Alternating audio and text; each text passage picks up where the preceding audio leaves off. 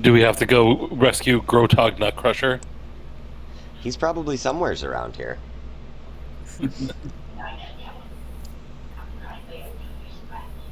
Last you saw him, he was trying to steer the ship so that it wouldn't just smash directly down into the earth.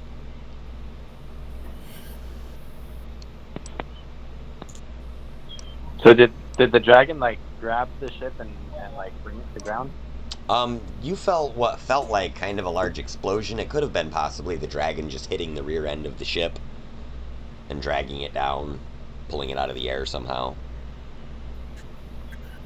As you look, there's several holes in the side of the ship where it appears that the wood has actually been like melted away almost.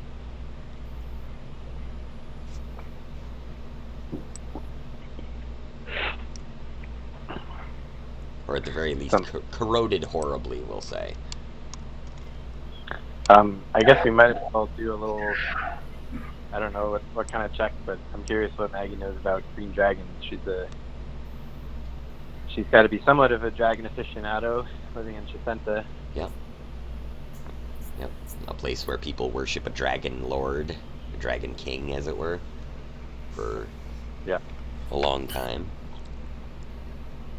Is there a check she can do to see if she knows anything about this dragon? Give me a history check. All right.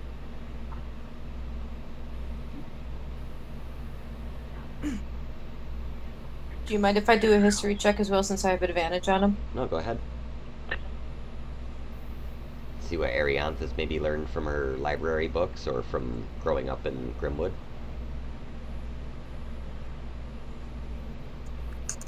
And of course, cross-referencing with Reggie. So, I got a 22. Right. I got a 22 altogether. Okay. So I'll start with Maggie. Oh, wait, no, sorry, 25. Okay. Yeah, sorry, 25, not So, Maggie, you know that green dragons are known to spray a poisonous gas weapon from their mouth. They have like a breath weapon that it can do corrosive damage. It's something akin to what we would think of as like a chlorine gas, kind of. You also know that, typically speaking, green dragons have been heralded as being evil creatures. They are typically a servant of Tiamat, which is the dragon god or goddess. And she is thought to be an evil god. Ariane. I'm not into it, guys. Yeah, Maggie's like, these guys again. I thought we were done with them. Ariane, you know... Let me see what you know.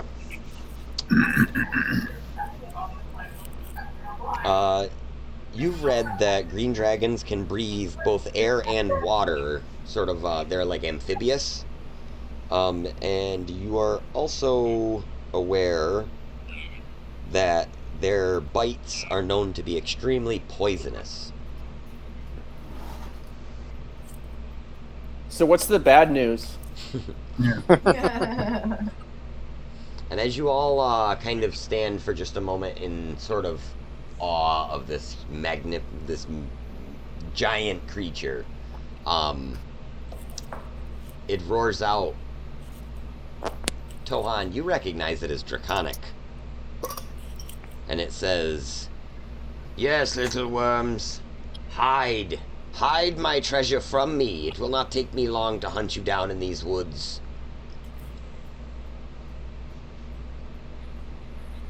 Did my reading come up with any weaknesses? You know that they are, again, not immune to physical damage, so they can be hacked and slashed at. They do not have any particular... They do not have any particular weakness, per se. They are known to be pretty resilient creatures. In game terms, we would say that you'd know that they would have what's called legendary resistance, which basically lets them re-roll saving throws up to 3 times per encounter. Oh my god. Yeah, they're pretty brutal. And so we're totally not fighting this thing, right? I mean, Well, right now you guys are essentially, we'll say, 50 to 70 feet below it, kind of. It's perched on top of the crashed remnants of your airship. And you guys are kind of tucked away in the woods. Like, for ease of use here, I didn't really put you in the trees that much, but we could say you guys are kind of hiding in this row of trees here.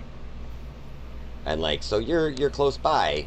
So if you'd like to try to get away, there is a pretty clear path that leads away from the ship to the southeast, we will say. Which we'll just do north is up on the map, kind of like this. mm-hmm. What's the situation with like the crew? Is the crew kind of in the woods with us, or? A few of the crew have actually been getting chomped as the dragon is kind of trenching back and forth on the edge of the ship. But most of them have kind of made their way off the ship, it seems, and are scattering about the woods, yes. Does he seem like he's got enough crew to chomp on to keep him busy for a few minutes? Give me a perception roll. Oh, A perception check. Pull my sheet up. Ba-ba-ba. All right, perception.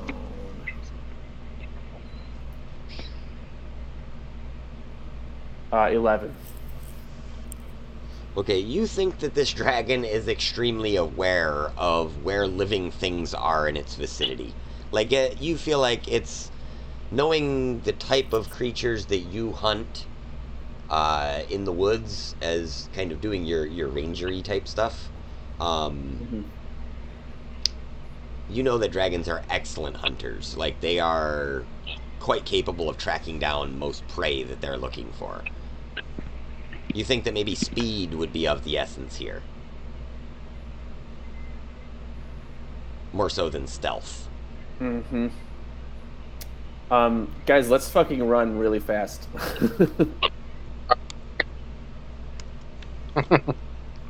While attempting to do it in the woods undercover. I'm 50-50 on whether or not we should fight the dragon. So Bob's 50-50 on whether or not he'd like to die today. Yes. Bob would like a new character, I guess.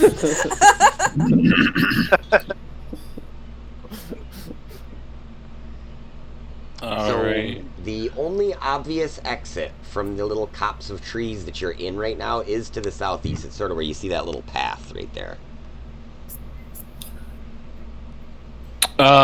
Okay. Arian, you have the crown, right? It is still in Arian's possession, we will say. Oh, I didn't realize I had it. Or at least it's in whomever of yours possession had it last. I thought she cast spells on it every day to make it. Yeah, yeah. You had taken it away from Guilfoyle and not let him put it on. I remember that. Yeah, all I did was go with the girl to find out what to do and I do the ritual every morning. I don't think I necessarily took possession of it. Okay. But if you think I should have it, then yeah. I just figure you're probably smarter or wiser if I am if it starts making mental attacks on me. But Yeah, it's yeah. No, I can certainly. Do you want me to hold it? Yeah. All right. Yes. All right. So then I will make a note. I currently hold the crown. Okay. I was like, I think this is what the dragon's after. We got to get you and it out of here. Let's see. All right. Dimensional shackles don't fit on a dragon, do they? That's a good question. It says it fits a creature small to large in size, automatically adjusting. Then no. But I'm assuming this is bigger than large. This is bigger. This is a gargantuan-sized creature. Yep. He's a little off scale, but he's supposed to be like 40 feet long, I think. 30 or 40. Zach? Yes. Sorry, I didn't mean to interrupt. I No, just go for want it.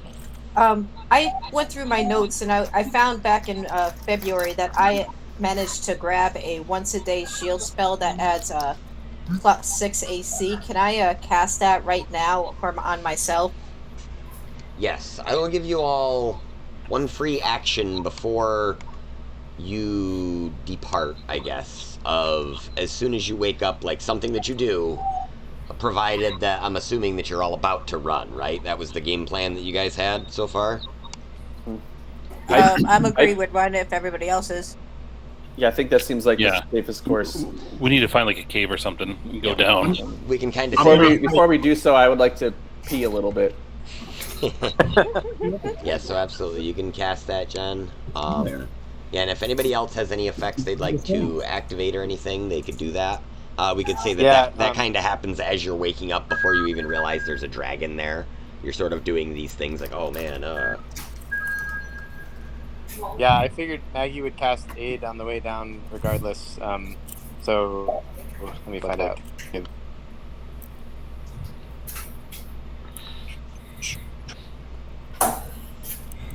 So Now, how long would that spell last for, Zach? I never got the details on it. Do you would it be like an hour spell or a day spell or? we can say that it lasts for the remainder of this map's particular scope. Fair enough. Because by that point, we'll say that once you guys have made your way off this map somewhere, that you will most likely be farther away, provided that you do not get eaten by a dragon. Here's hoping not. Though So I do Vol- have another character ready if I die. Alright, so are any other actions that we have beforehand?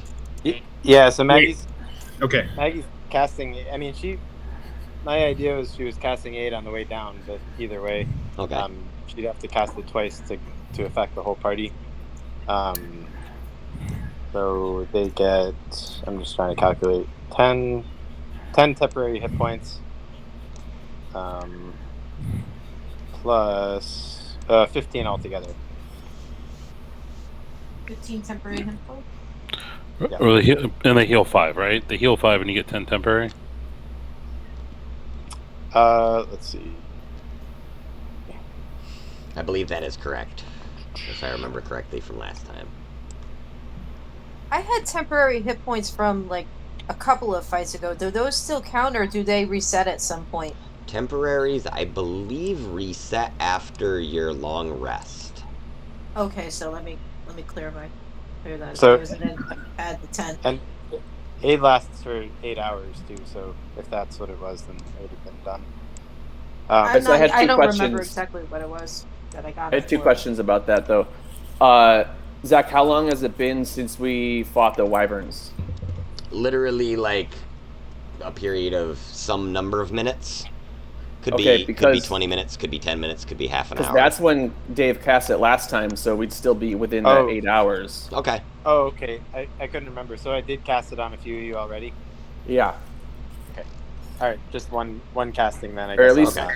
yeah, on me, I guess. I don't remember who else you cast. You know, it on. I wasn't in with the ones that got casted because it was everybody who was currently on the weapons at that point, and I had stepped Right. away. Exactly. I think it was Yeah, me, Vanadian, and Guilfoyle I, casted I on. think that's Yeah, right. I think that's right. Yep. So, Yeah, the so other I still three- have 56 to max hit points instead of 46. So Oh yeah, and then because I ran out of second level spell slots, I was just going to cast it at 3. So that's where I get to 15. right. Gotcha. Okay. Guys, I could cast darkness, but I've never cast it. What would be would that be useful right now, or Well, it's the middle of day. Well, you can cast it on the dragon's head. I don't know. I was kind of thinking something like that, or like, or just like around us or something. I don't know. I But then can you cast just darkness. follow the shadow, so that would be pretty. That's what we're talking about. I've got darkness too. You probably better to cast it than I would though. Mine is a once a day bonus I get. I've already just did my reaction. I don't know if that would be something I can do at this point. What's the range on it? For me, it's 60 feet, and the area is 15 feet. Let me see what mine is. Yeah, mine is 60 feet, but I can also use a spell point and or a couple of spell points and double the range of it if I need Well, be. if our ants is already taking their action, it might make sense for Venadia to just do that while right before running. Yeah, because I don't have any other action to do, so. Yeah, and you Yeah. didn't actually take like a real action. You just said you peed a little, so we could count Yeah. that. Say that you Bonus did that action. before you guys ran. So you cast darkness, and let me see. Is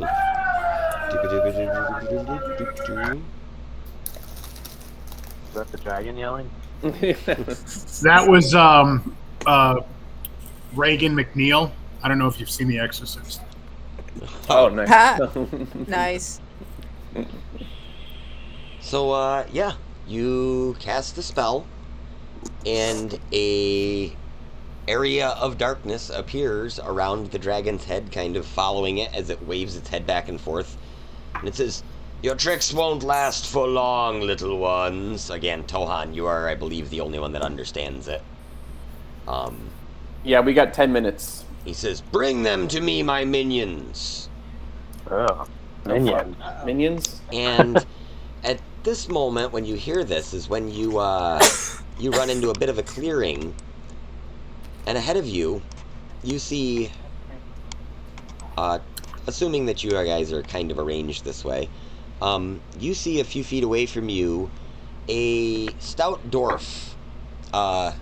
He is quite short of beard, indicating that he's more than likely kind of young, wielding a large double-headed axe, and a few feet farther to the north, there's several skeletons and what appears to be some sort of an undead creature making their way towards the dwarf through these rocks.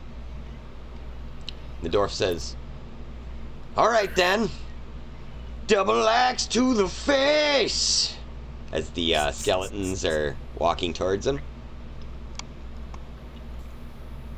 And from farther along the rocks you hear a familiar, "What ho!" The fucking bard, huh? It appears the bard made it out. Sweet. And here, I'll give you guys the only two pictures that I took the time to upload for this week. Loop.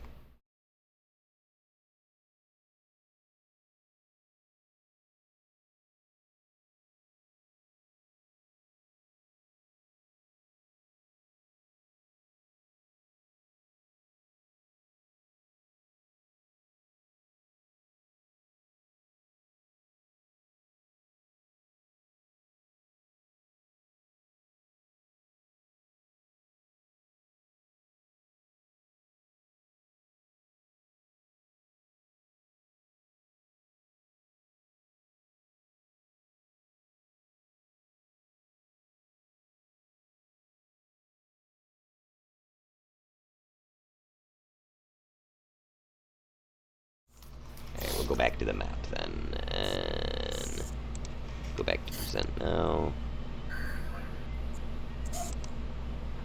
So the dwarf seems like a friend. I like the cut of his jib.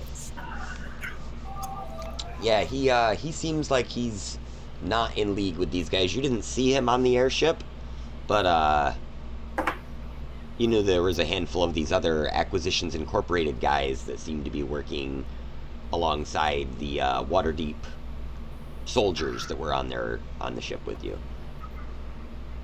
And How fast? he actually charges forward and smashes a skeleton into pieces with his axe. Yeah, definitely like this guy. Meh. And then he I've lost the map again. Volk is going to charge into battle. I want to help this guy. There's undead creatures. Those undead have to go. Alright, so everybody roll initiative. Jen, I will try to figure out this map thing here. I don't know what's going on. Yeah, I'm back to seeing just you, Zach, and not Zach number 2. Yeah, it's weird. It's not offering present now as an option. All right, so we got 10 minutes to dispatch these minions and still be have the darkness spell buying us time to get out of here. Maggie rolled a solid 2. Nice.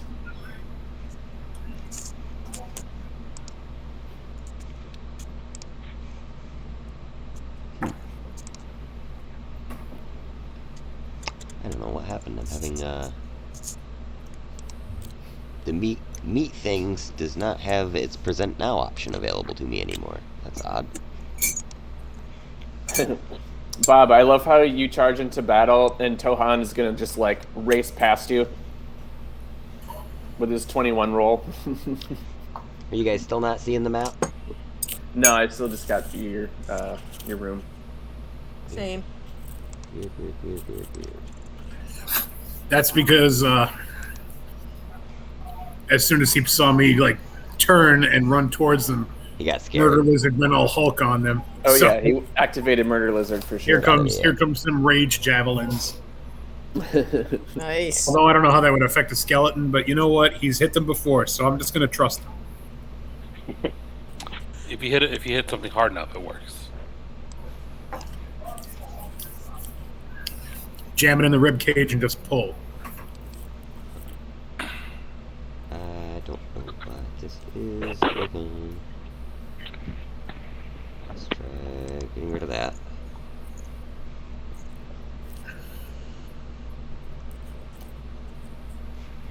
Sorry about this, guys. No worries. No worries.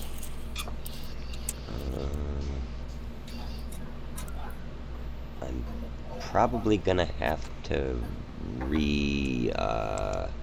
yep, that. Oh no.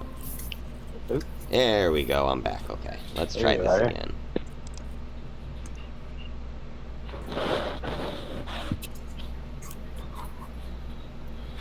See if this works this time.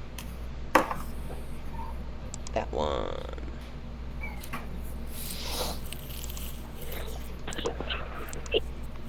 Bam. Cool. Back. Yay! There we There we go. All right, 3 years There's my of community mapping. college and technical classes was not wasted. Excellent. All right. So yeah, if everybody wants to roll initiative.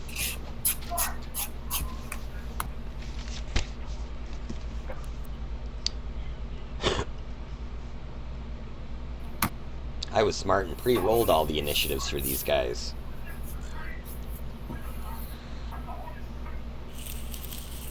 So anybody who gets between a 20 and or more than a 20, shout it out.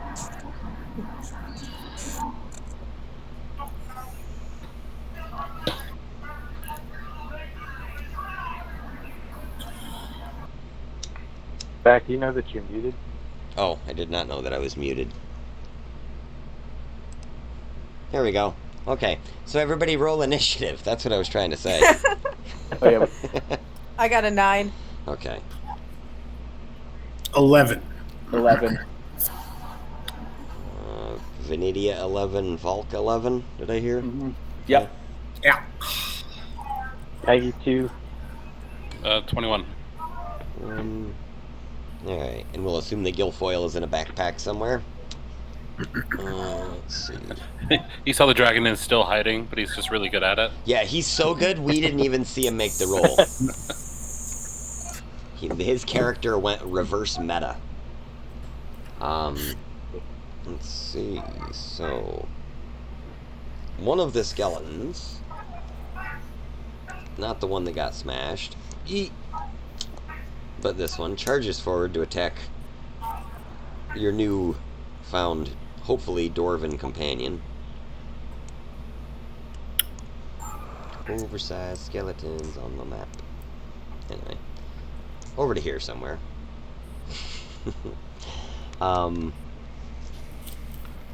Takes a swing. It's 4. And smacks the dwarf on the side of the head, breaking off one of the horns of his two-horned helmet. It just kind of snaps the edge of the horn. And at this, the dwarf seems pretty outraged. It is then Tohan's turn. Okay, Dohan's gonna rage, and he's gonna come up and hit that skeleton a couple times. Recklessly, great weapon master. Okay. So I'm taking the -5. Pocket size up here. So 17 to hit. That is a hit.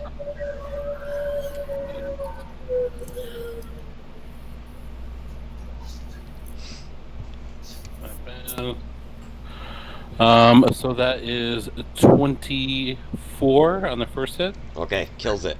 Right off the bat. Okay. Boom, he's going to the next one. Yep. And same thing, reckless great weapon master. I see you finish your movement. This one probably won't hit. A 10 to hit. Nope, does not hit. And last attack. Shit, just bullshit. 12 to hit. Does not hit. All right, that's me.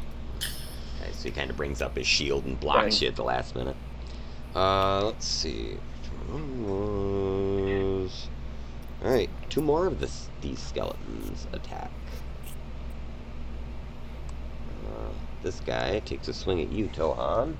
Ooh, he's animated. He gets advantage because I attacked recklessly. Alright, so first one's going to be an 18. Second one Yep, is that also hits. an 18. So, I'll take the 18. Let's see.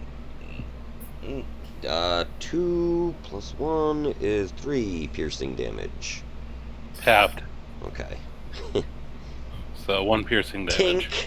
I'm just picturing, like, the weakest skeleton ever just smacking this murder lizard, looking at it and being like, Like, It's like using a sword that's mostly just rust. yeah, exactly. It's just, it's like all chipped and broken. Let's see, the other one. I'm gonna say he also goes after you, Dawn, because you're the closest. Also with advantage, that's gonna be an 11. Is the better of the two? No, that Does misses. not hit.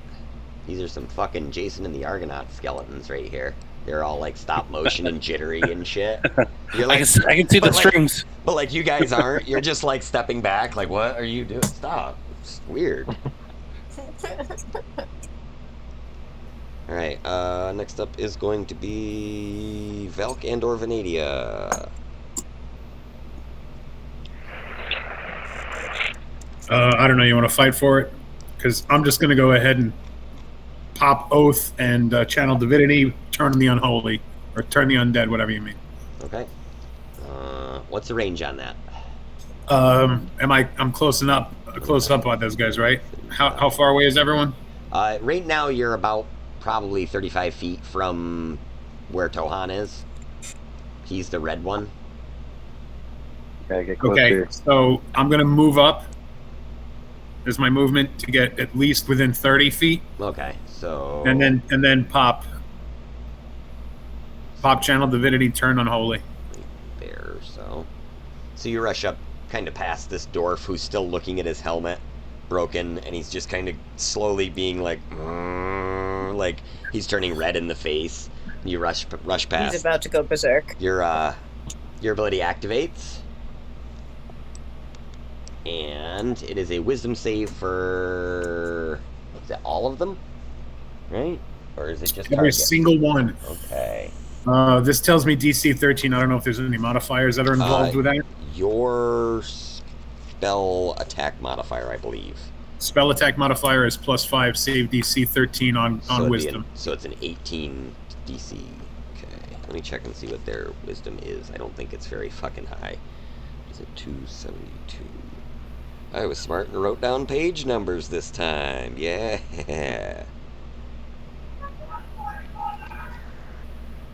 It is a -1. Awesome. Okay. So 19 or 20. See, one of them does not. One of them does not. Okay, all 3 of them fail, so they immediately turn and begin to flee. Do I get an attack and opportunity on? Well, they'll move on their turn. They just both move to The, you. So the attack undoes the turn. So just FYI, game mechanics. I'm sure you knew, but Yeah, I feel like if I hit it, it's gonna die. So yeah, I'm pretty sure. I don't know why I even opened my mouth. I think I've got the entire cast of Primal Rage ready to. Yeah, you guys don't have like a druid that turns into a gorilla or anything yet. You need something like that too. Oh man! yeah, if someone could polymorph me into a Tyrannosaurus Rex, that'd be great. Animality. All right, Venadia, that would be you. You're muted. Oh, thank you. Yep. These guys are on the run, so you have an attack advantage. Yes, I'm just gonna move in. Well, can I move in at least on 2 of them? Or I'm sorry, to be within range of 2 of them? Yes, within range of your. Of my my slashies. Okay. I believe so. 3. Yep. Yeah, you can move right up to where Tohan is, and even a little bit farther. Cool. So I want to do. I think I want to do an action surge, but I'm kind of confused about how that works with my bonus action with 2 weapon fighting. I was trying to look this up earlier, and I kept finding conflicting information. With 2 weapon fighting, I guess it's a bonus action, but if I have an action surge, do I get an extra bonus action as well? So, in other words, would I have 2 hits with both weapons? I do not know. That's a very good question. Yeah, I found like it was like people were divided on this on some forums and stuff. And I would say because in my D&D world, heroes are heroic. You know what I mean? Like they do cool superhero type shit. I would say yeah, you get an extra bonus action if you use an action surge. Like fuck it. Cool. And I don't know, the YouTuber fucking viewer community of 2 might lambast me for it, but I doubt it. I'll get your back. Nice. There's more of us than there are of them, is the good part. So it works out well. Especially because some of them are actually us. Yeah. So. Probably all. Right. Probably all. Honestly. All right, so I've got a scimitar and a short sword, and I have advantage also. So I guess I'm going to be having that's a total of 8 rolls. Nice. All right, so I'm just going to swing both twice at each of these dudes here. So I guess dude number 1, I'm going to roll 4d20. All right, so I got 2 15s and a nat 20. Okay. All of them hit. Cool. First dagger, or not dagger. Well, we'll do dagger. That's fine. That's a 23 For damage for the first for attack? damage. Yep. That's gonna kill him. Cool. These guys And are all then- very squishy. I love it. Yeet. You know, it's like when there's a boss fight or a mid-boss fight in a video game and there's all those really obnoxious little assholes that only take 1 hit to kill running around. This is kind of that level. And then a 14. 14 just hits. Oh, I'm sorry. That was Oh, that's damage on the second attack on the second? yeah. Okay. On the second dude. Okay. I guess that's how that works, right? Because I mean, I only rolled 4 out of 8 for the action surge, but Yeah, because if you killed him after the first hit, it would be like you turned and attacked this guy. So we'll say 14 damage. He is very bloodied, but I don't know how bloodied a skeleton really appears ever. He's very chipped, I guess. He broke some ribs off. That would be the 15 hit, followed by the 15 hit, and then I've got a critical as well. Yep. Which he's getting the scimitar for that guy. So double the damage on the dice and then add the modifier. But I imagine he's not fucking gonna last that long. So double on the dice and then the modifier. So this is not actually correct. So it would be that'd be 14. Yep, that kills him. Yeet. Cool. I'm so glad my daughter taught me the word yeet. Oh yeah. The most fun word ever. So that's it for enemies within my range, right? Yeah, because you were just up to you have a range of 30 foot, right, for movement? Yes. Okay, so yeah, you're just outside of melee with this guy over here. All right. I guess I didn't need that action surge, but that's all right. Well, what you could have done, actually, if you hadn't done the action, let's see, how many attacks did you get off right now? You just Well, actually... I rolled 2 with advantage, basically. Okay. Yeah, because if you hadn't done the action surge first, and you had killed those 2 guys with the first 2 rolls, you could have theoretically used your action surge and used your action to dash and your bonus action to get your offhand weapon attack. I think. So you would have got like 1 extra hit and been able to use that 5 foot of movement. And then you still could have actually finished your movement too. Oh man, yeah, I've never even really like turned over that stone, so I gotta do a little more digging on that. But cool. Let's see. It'd be Arianth. Let's see, you are here. How far away am I? Yellow one.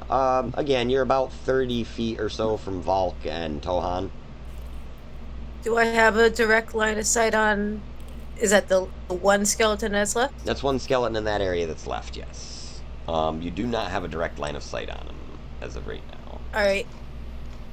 Can I, let's see, where could I move that would put me in sight, or do I? Let's see. If I moved, like, right over in between those rocks there, would that be? Yeah, you could get him from, like, over here somewhere. If Yeah. you were to move up there, that gives you about... Yeah, that's about 30 feet. It's roughly Right, 6 squares. I give or take a little bit, you know?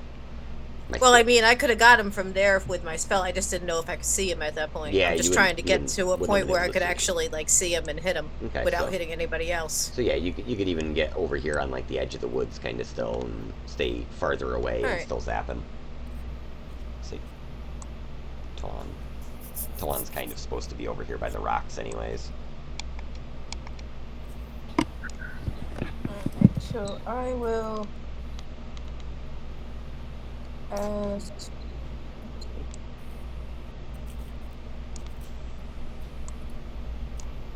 I'm just gonna do a cast firebolt on him. Okay.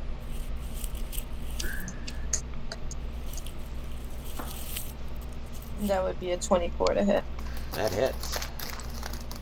As your spell goes off, you hear the dragon's voice boom out, Tohan. Ah, there you are. And that was a 19 damage. Alright, he is still standing, although most of his shoulder and leg and stuff are kind of blown off. He's just sort of hopping around on 1 foot. Alright, well, that's my turn. I did 19. Okay. Maggie. Yeah, she'll also get line of sight and then throw the dwarven thrower. Bloop. We'll say that you can run right out in front of Arianth right after she casts her spell. Makes sense.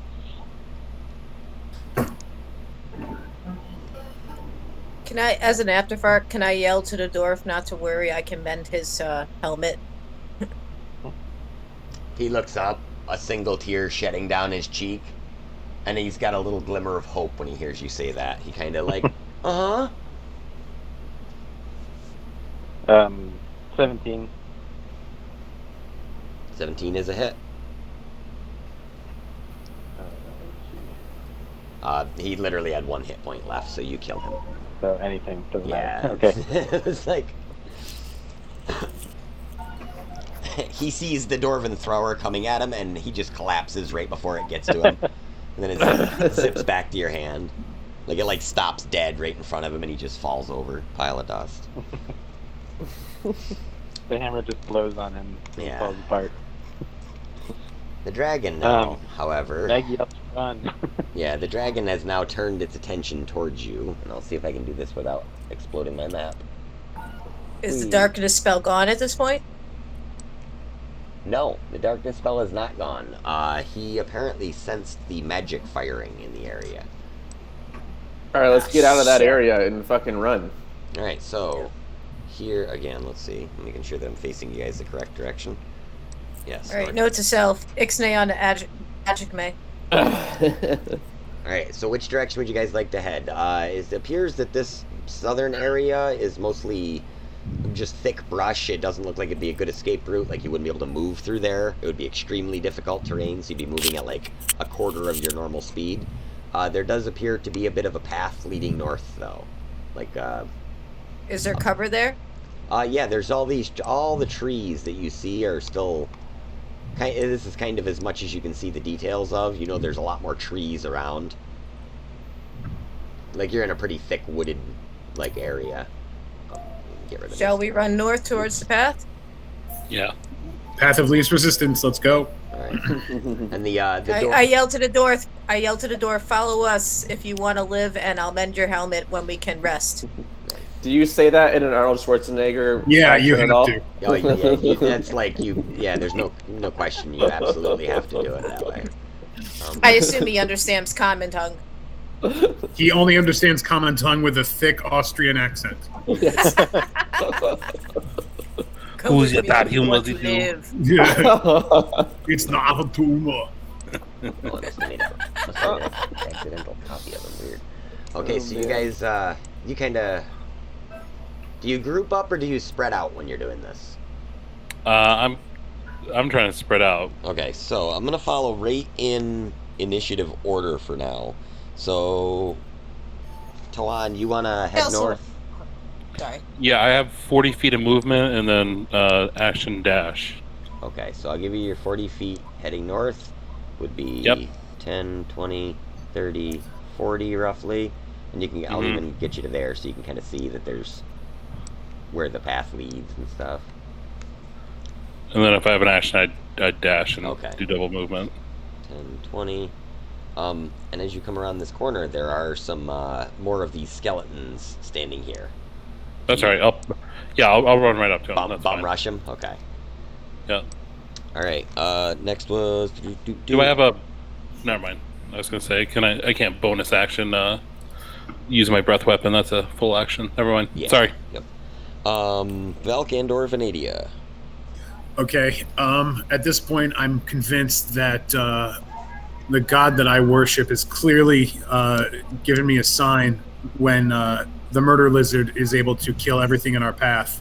So he is my divine instrument of justice. I'm following murder lizard to make sure that he continues doing what we need him to do, and that is to kill everything. Nice. Alright, so... Let's see, we got... what's your movement? For Volk, it's 30. 30. So Okay, so I'm 10, not as fast as murder lizard, but 20. I'm damn trying. Yep. It's because I don't wear armor. 30, and then I'm assuming Yeah. you're taking a dash action also, so that'd be 10, say 20 right there or so, and 30. So you're not far behind. You're about 10 feet behind him or so. And I see more undead dudes, right? Yep. Oh, I'm pissed. Alright, Venadia, are you chasing as well? Yeah. So how far ahead are they? They're right around 60 or 70 feet ahead. All right, I'll use my dash and I'll catch up. Okay. So that's 10, 20, 30. So this is 30 feet right here. So you're about 10 feet behind Velk. Do you want to rush right up to the front lines? Yeah, I want to get right up alongside. 10, 20, 30. So you can get to right there. So you're, well, you can get to this guy, or you can be like 5 feet from that guy. Let's just. Yeah, I'll take the second guy. Second guy? Okay. Yeah. We'll say you can reach this guy.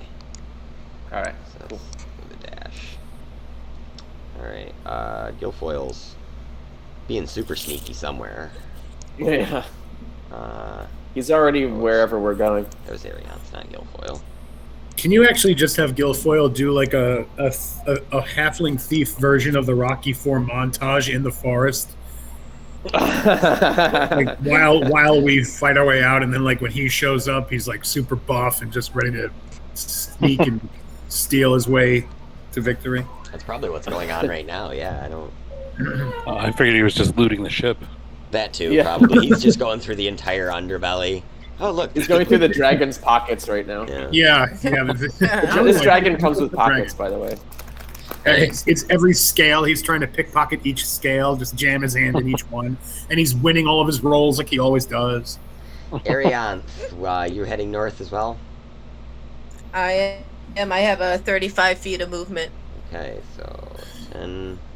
And I'm gonna try to like aim for like the trees as much as possible to be obscured because I can't really do magic and have the dragon sense me. Gotcha. Do you have any advantage in trees from being a wood elf? 35. I have a. I can attempt to hide even when I'm only lightly obscured. Gotcha. There we go. Okay, Cool. so this is 35 to right there. So did you want to, and you want to just move another, like along the tree line, kind of over by where Valk is right here? Why don't you keep me? Can I get like in between like the rocks and the woods there? Yes. Kind of hidden. Yes, absolutely. We could even say you're a little bit far, like you run into the woods a little bit or something, so that you've got some good cover. I would say that that's even full cover. I mean, I'm useless as otherwise because I don't have a lot of hit points, and I don't want to do magic and have the dragon zoom in on us again. That's smart thinking. Let's see. What was the duration on Plus that I have the darkness crown. spell? I'm sorry, what was the duration on what? That darkness The spell. darkness? Yeah. 10 minutes. 10 minutes? Okay, so that hasn't expired quite yet. Let me know when it does. Oh well, actually no, I don't want to cast anything. Never mind. Let's see. So the dwarf and the bard both charge forward along with you guys. The bard sort of sticks over by you, Arianth. Meanwhile, the dwarf, he manages to kind of rally over here, right around by where Maggie is, we'll say. Skillet number 1. Attacking Tohan. 94 is 13. I'm assuming that does not hit. That's a miss. Okay. Second skeleton is going to attack Nadia. Nadia, you got a 24, nat 20. Let's see, double the dice.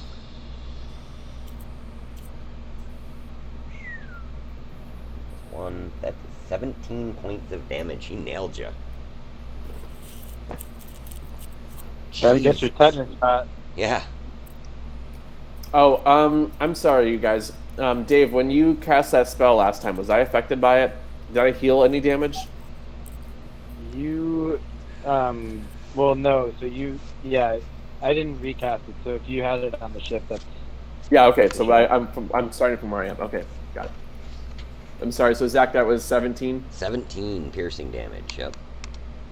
That's Son like of a bitch. max damage from one of these guys too. Yeah. Well, fuck that guy. Yeah. Assuming that you ran around the corner and like looked at Tohan in his fight and like turned and saw this guy and tried to stop, and he just kind of put his sword out and you like jabbed into it or something. Like, ugh. I'm gonna hellish rebuke that guy. Yeah, do it. Nice.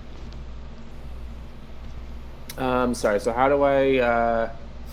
This will be the second time I cast this. What do I need to roll? 2d10, I think. 2d10. Oh wait, it says. Okay. I'm just rolling for damage, right? 3d10. Yeah, it would be whatever it is under your features. Yeah. I don't 3d10 have it says. D&D Beyond up. Well, I've got it up, but it's on a fucking buried window somewhere. It's on this list of windows on the bottom of my computer. Jeez. All right, I got 8, I guess. Okay. So yeah, as soon as you take the damage, just blast comes out from your hand and whips this skeleton's kind of top end back. And you guys can kind of see there's another one lurking in the shadows over here. As soon as you move up, Venadia, you can see him. See, everyone's already moved. Maggie, did you already go? No, Maggie, it's your turn, I believe, right? You just moved her, but that's what she would have done. Oh. Did I move her? And she was last in the lineup. Yeah, she's got 30 feet of motion. She would have moved 30 feet and then dashed. What did I... Sorry, I'm kind of high. I think you moved her thinking it was Guilfoyle, maybe. That's Guilfoyle. Oh, she's down here. No, what I did was I moved Guilfoyle. And I left you down there and tried to make... Yeah, I swapped them. My B. Stick Guilfoyle over there. Okay, so assuming that she would have moved... we can say you would have been down here 30 or so. Yeah.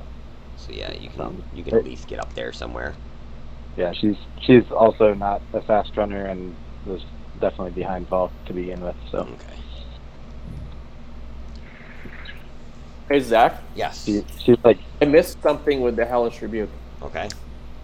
It says the creature must make a dexterity saving throw. It takes 2d10 fire damage on a failed save, or half as much damage on a successful one. Okay. I'm sorry, it was a what save? Dex save? Dex, yeah. Okay, 14. -1, so he rolled a 10, so he took full damage anyway. Okay. But thank you. But is that separate? Because it says I roll 3d10 for damage, but then it says if the creature fails the Dex saving throw, then it takes 2d10 fire damage. So I guess. So it'd be an additional. Roll for that. So it'd be an additional. Is it a level? Is it a level based thing? Well, this is a second level spell, but it says I don't know. It says it takes 2d10 fire damage on a failed save. So do you roll for that? I think you would normally. I can just for brevity's sake because I have a d10 in front of me. So it takes an additional 9. So it's actually very bloodied from that Hellish Rebuke. We'll say. Okay. Cool. All right. Sorry, Maggie. You moved up. Yep. Okay. Oh, that's where I fucked up because... Okay. Sorry, I lost track of my initiative order while I was talking there for a second. So it actually would be back to Tohan now. I'm going to attack the one right in front of me. Reckless, Great Weapon Master. Yep. That'll probably hit. It's 23 to hit. That hits. And then...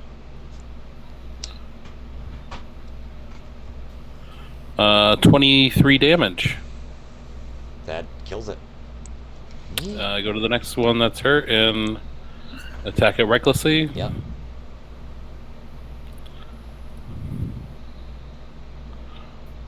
Uh, 21. Yeah, hit.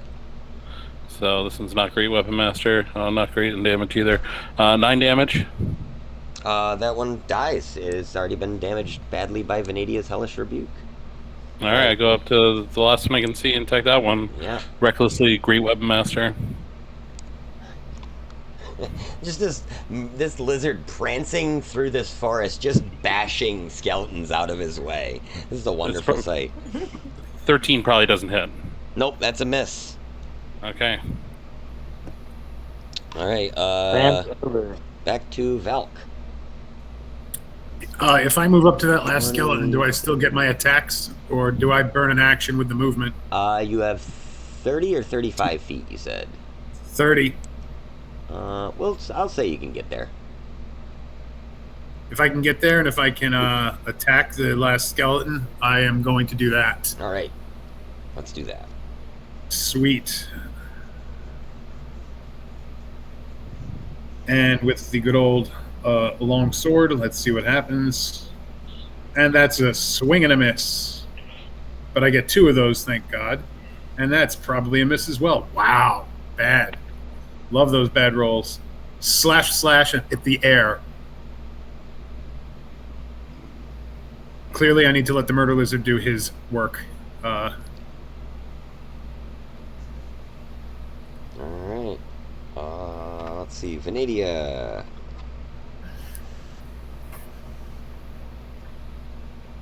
Okay. Sorry guys, I stepped away for just a second. So, I see where I am. Okay, I'm gonna move up on that next skeleton. Bloop. And let's see. You guys are like the Three Stooges trying to get through a door right now on my map. Yeah. All right. Another thing I keep still getting like confused about is with my extra attack now. So that's kind of what I messed up last when I did my action surge. It's not just the action surge that's confusing me. It's that I have 2 attacks, and I have the 2-weapon fighting. The action surge I already used, so forget that. But my 2 attacks, just standard. That's going to be 2 attacks, and then as a bonus action, I get to use my offhand weapon. Yes, so you would get a total of 3 attacks on a regular turn. Right. And then if you were to like use your action surge, we'll just say it like recharges your bonus action as well of your offhand weapon. Right. So you would would be like you would 5. get like you would get like 5 all day if you used an action surge. Cool. All right, that makes sense to me. All right, Yeah, so you're like the speedy, fast, stabby ranger or stabby fighter nice. type. That's what I was always trying to get towards. So we're finally there. All right, cool. All right, so I'm gonna swing twice with the scimitar and once with the short sword. Okay.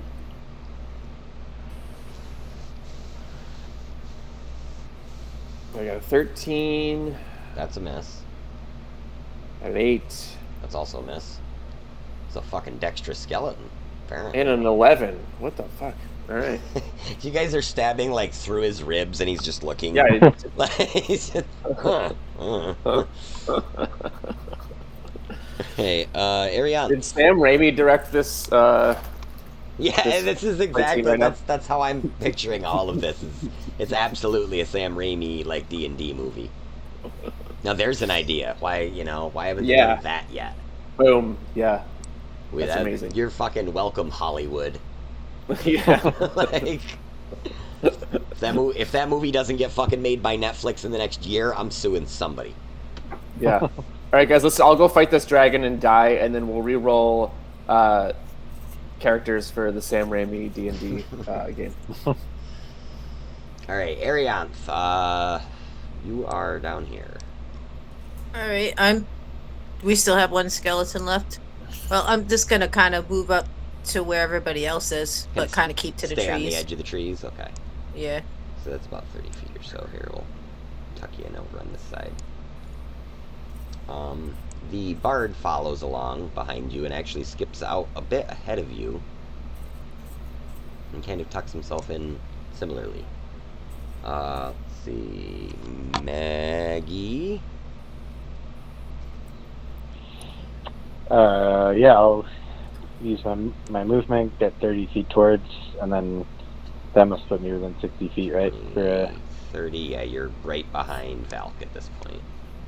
We'll say Ben moves so she'll right throw her hammer.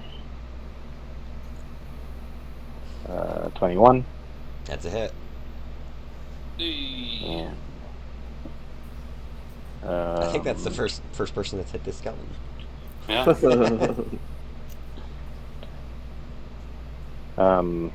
Okay, so it's the description says when you hit with a ranged attack using a weapon, deals an extra 1 damage. Correct. So I should be rolling this twice, I guess. So 5 and 8. Okay, So 13. 13 altogether. Alright, so it is bloodied. Bleached? I don't know. It just bloodied really seems like a stupid way to describe a skeleton. Like, it's a great mechanic, but like... Yeah. I'm just trying to think about this skeleton being like, I don't have fucking blood. Crumbly. Yeah, crumbly. Alright, skeleton. being an undead, unwitted creature, takes a swing at the nearest critter, which is still... actually, I'll roll for it. I'll see if he swings at Venadia or Tohan. Let's see. Odds, evens. Evens. Alright, Tohan it is. He gets advantage. I attacked recklessly. Okay, odds, evens. So it's a dirty 20. Oh yeah, that hits. Alright. 1 damage. All right, halved. So halved, rounded back up to 1. Again, the skeleton just like takes all these dramatic swings, dodges everything, and then goes to hit the lizard, and it's just tink. Doesn't do anything. This is the best fight scene ever, Yeah. for sure. So, you doing okay over there? Do you need some healing magic or what? I'm okay. I'm down 2. Alright, and I'm down 17. I wouldn't mind a little. at this point, the dragon unleashes a mighty roar, and with it comes its frightful presence. So, Oh no. we will say, I gotta try and make sure that I'm positioned correctly here so you guys get an accurate picture. Dragon should be... He should be midship. And he's not, because... Tabletop simulator, you know. Let's try this. Loop. Sorry, I gotta go into 3D mode here for a second. Go down, Mr. Dragon.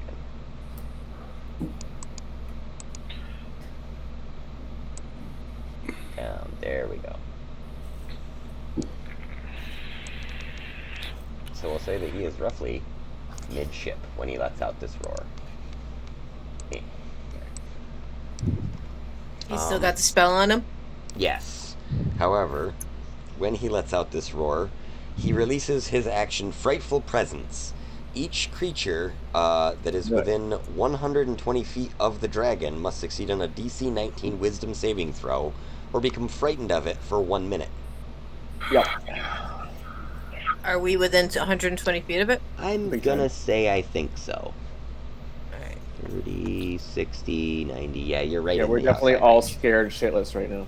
There's no doubt about it. Let's see if what I kind of save saving? my 19. 19. What kind of saving throw? Wisdom. Wisdom. in your I rolled a face. I'm not 5. scared of no dragon. Dang. I got a 16. 19 even. Nice. So the godly among you stand stalwart. Exactly. Yeah. Y'all gotta get gods in ya. Tohan, how'd you do? 5. 5. Okay. Tohan understands whatever the fuck this dragon says and is like, oh shit. Guys, he means it. He fucking means it, guys. We gotta go. Like, He's pissed. I haven't heard language like that since I was a kid with my mom. Right. Wait, would that count as being charmed as well? Frightful Presence is, let's see. It just as frightened, not charmed. What Okay. I'm sorry. the frightened Hey, The only reason why I everyone- ask because I have advantage against being charmed. Gotcha, no. I'll read off the frightened mechanic here. In the meantime, fresh reminder for everyone: you are under my aura of protection, so you do get +2 to your saving throws. Ah. I don't know if that helps any of you, Oh, but it probably would help. Almost. It gets me to an 18. Okay. you almost weren't scared. Sorry. Nope. I think I rolled the same thing, so nope. So a frightened creature has disadvantage on ability checks and attack rolls while the source of its fear is within line of sight, which this Good. dragon is for you guys. Pretty much at any point when you are clear of a tree line in the forest, because it's up on top of everything. And the creature can't willingly move closer towards the source of its fear, so you guys cannot actively decide to be afraid and chase after this dragon. Well, that's okay. We're trying to get yeah, away from exactly. I'm still on plan A. Yeah. Oh, and you guys have destroyed this. So if I move deeper into the trees and can't see it, I'm not frightened. You are still frightened of it, but you are, what did it say?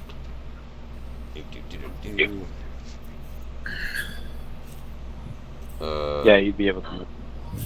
You wouldn't suffer Makes you disadvantage on ability checks and attack rolls while you can't see it. Like if you're in the woods, you wouldn't have those, but you still can't willingly move closer to it. That's cool. I don't want to. Yeah. So yeah, we would say as long as you stay along the edge of the forest for whatever remainder of the time, you wouldn't suffer those disadvantages. All right, cool. I'm Wait, right. how long is it for? I forgot. I read it yesterday. One minute. For one One minute. minute, okay. Yep. Do we get to reroll at the end of our turns, or? Yes. That is Oh, correct. yeah, that's what it is, right? You Yep. re-roll every turn, yep.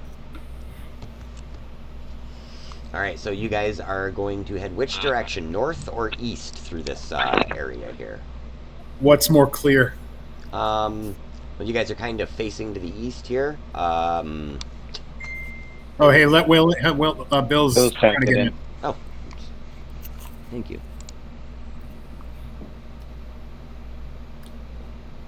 Hi, Bill, we're all screwed. Yeah, yeah. You ever play Final Fantasy 3? That. So I played Mystic Quest, and I think I played 2, but I don't know about 3. 3 was the one where everything you did just made things worse.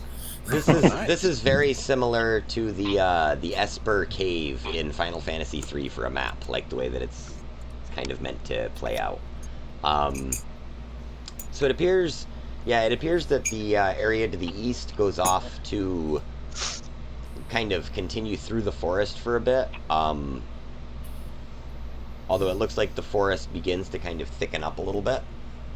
The area to the north seems like it's more open, but you also see, I'll even say, the dwarf begins to rush forward. Oh, I don't have reveal.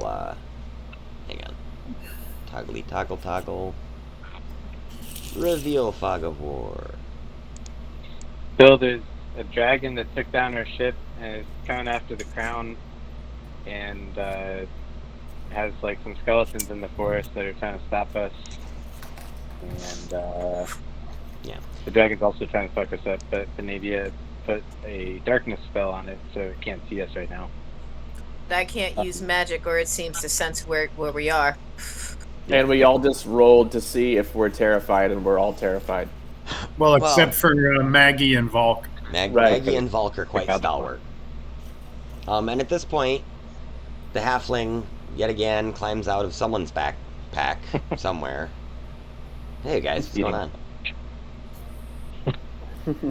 What are you guys so scared of? It appears that the path to the east is the clearest. And it seems like it does slip into like some fairly dense woods, and you may be able to get away from this dragon's wrath if you head that direction. Sounds good to me. I will say, however, at this point, the dragon utters a few words in Draconic, and the darkness drops from its head. Poof. Oh. Yeah, I'm gonna hide. We must go faster. Run! Right. And the dwarf shouts out, "More skeletons to the north!" Kind of runs back around. Yeah, Bill, they also met the bard that was on the ship and a dwarf that happened to be on the ship. Great, okay. Played by Scott Kurtz and Patrick Rothfuss. Jen, I think probably casting darkness again would do more good than harm, is my impression, but maybe not. Like, if we're Yeah, it's only going to know where the spell was cast from, then we can just keep moving. Do you want me to cast it on him real quick? How far away from we are? Oh yeah, he's got to be within range.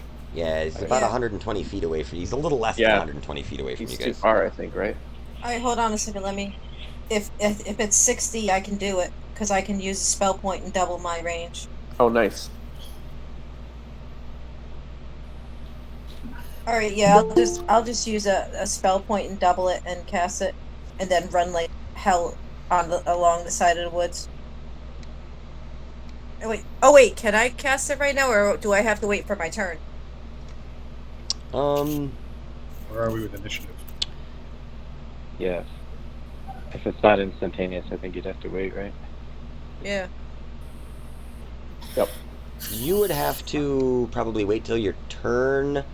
I don't know what anybody else would be doing on this turn. It would be Tohan just went, killed the, Last skeleton. yeah, I think, well, was Maggie killed the last skeleton, right? So it'd be the top of the, I think Tohan finished it off. Oh, did you? Okay. Yeah, I didn't roll or anything. You just said like this guy's gone, and I'm like, all right. Oh, okay. All right, yeah. Sorry. So then Toan technically still has his movement, right? Yeah, we'll just put it at Tohan's initiative right now. We'll just put it at the top of the initiative order. That makes it easiest, probably. Okay, well, I'm very afraid. Yep. And I'm gonna run away. Okay. Are we going east? Yeah, I guess. Yeah. Okay, so you Still my managed murder to get lizard. as far as you can, and you're kind of now in the brush thickets, outside of the range of our localized map here. Let's see, Velk, Venadia, are you both also running? Fuck yes. The lizard is an instrument of the Lord. To the lizard. I'm still very frightened. I failed my wisdom saving throw. There's nothing to fear, lizard friend.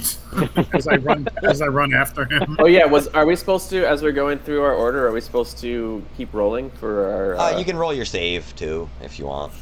I have a Well, +0 if to wisdom, so What was I the- don't wisdom? have a good chance of. If we pass the save, do we have to Still roll? Or are we good? No, you don't have to roll again. Once you pass it, you are immune to the dragon's frightful presence for 24 hours. I might be Okay. even more scared now. Yeah, 'cause I so, rolled so, so- so not only are you Remember- not scared now, you're not scared maybe the Ever. next time you see him.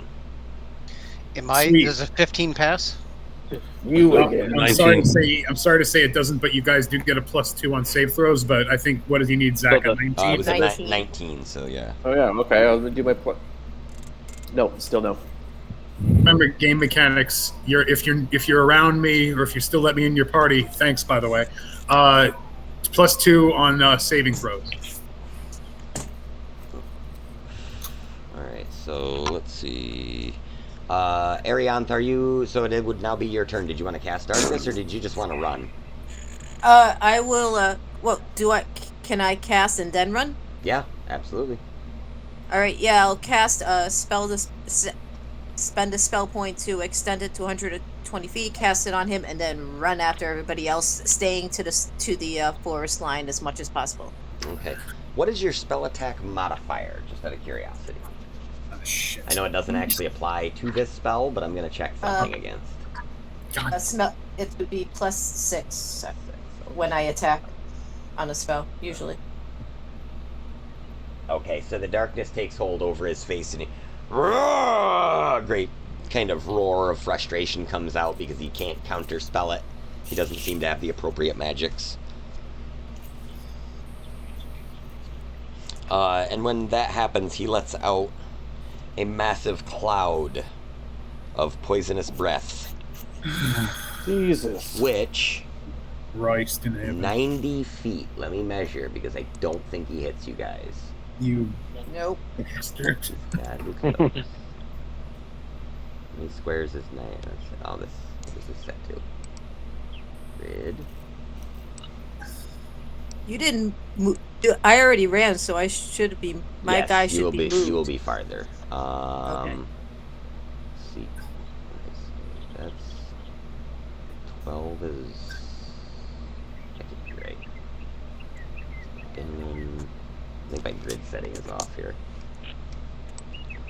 I'm supposed to be on. Units. Ooh, it's a birdie.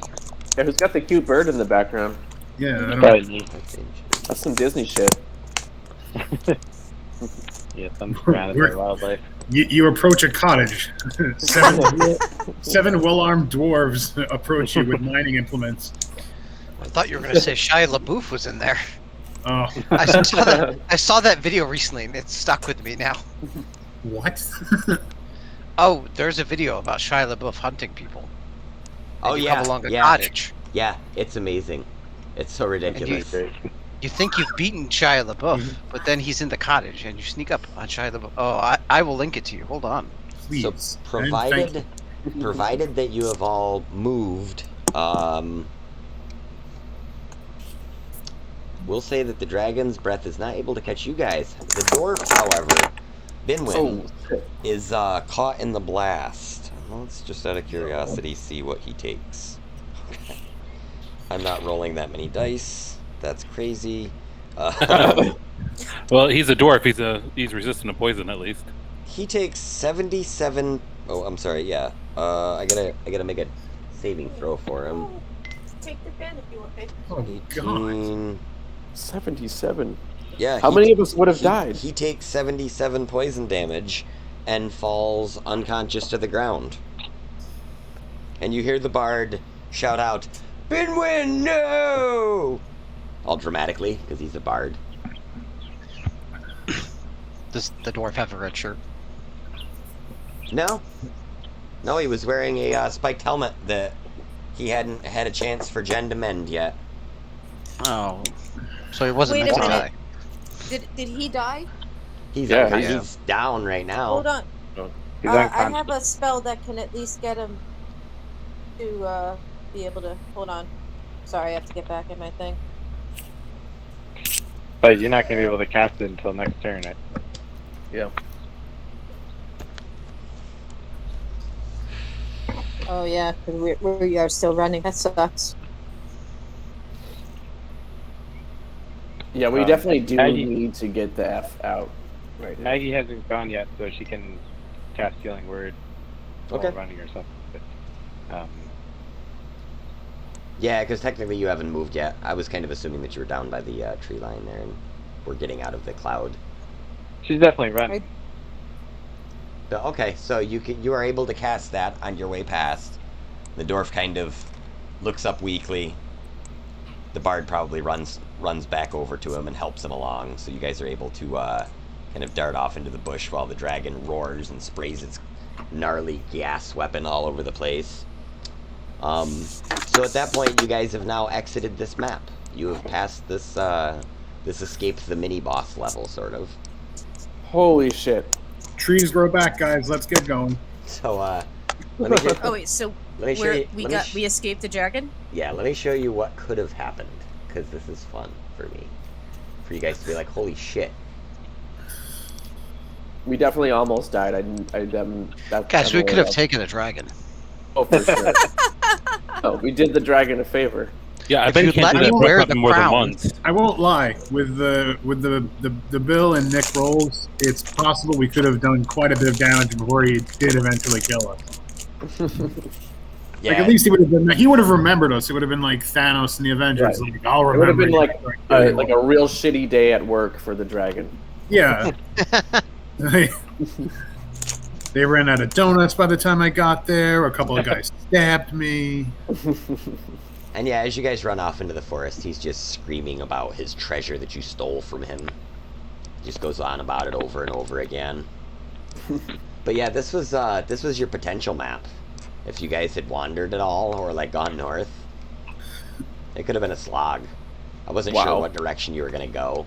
And there actually was like a little path down here that I closed off with trees. I'm like, I think this is like 300 or something individual trees plopped onto a two-dimensional map. I was like, Nice. yeah, this will make a good maze. All right, so You underestimated us, Zach. You didn't realize you were playing with cowards. and discretion is the better part of valor. All right, so as you guys are able to escape the scene, the dragon roaring in anger in the background. Let's move on. to Oh, our Zach, should I assume? So, should I say Maggie did cast a healing spell on the dwarf? Yeah, you guys Okay. were able to get him back up. Let's see, 5, 2, 3. And if anyone feels like healing me at all, that would be cool too. Do a lay on hands unless Maggie, you want to take this one. Man, you guys. I'm down to first level spells. So if you guys I'll lay on something easy, hands. I'll lay on hands. I can. Okay. How badly off are you there, Nick? Well, since my temporary max is 56, I'm at 31 out of 56. Guilfoyle's But gonna my heal normal max is himself. 46. Will you take? How about I give you 10 for now? I like it. All right. Thank you. Oh, cool. All right. Let's go back through. So yeah, you guys are able to get through this kind of dense forest, making your way through a few little marshy spots, and you're fairly certain you've gotten past anywhere where the dragon would immediately be able to perceive your presence. You're now, a few miles up the road. You've pretty much just sprinted away from this terrifying, giant, full-blown, angry lizard monster. And you wander for a while, and you eventually find yourselves on a path. This path leads you here. That's cool. We'll say that the bard and the dwarf, for the time being, have decided to try to collect a few of the ship's survivors, and they set off into the woods in a roundabout kind of way away from the dragon, trying to locate any additional soldiers that may have become lost in the shipwreck. Before they do this, can I offer my mending spell to the dwarf and mend his helmet? Absolutely. One, you gain a good point for that. And two, he thanks you and he says, anytime that you need a bronze bottom, you call for me. That's Binwin Bronze Bottom, of the Bronze Bottom clan. You know Bronze Bottom Ale? It's all over the place. Zach, how's the dwarf doing health-wise? Like, could he use the heals? Is he poisoned or anything too, by the way? He has taken poison damage. Yeah, he's See how much Maggie would have been able to heal him. He's a little bit hurt.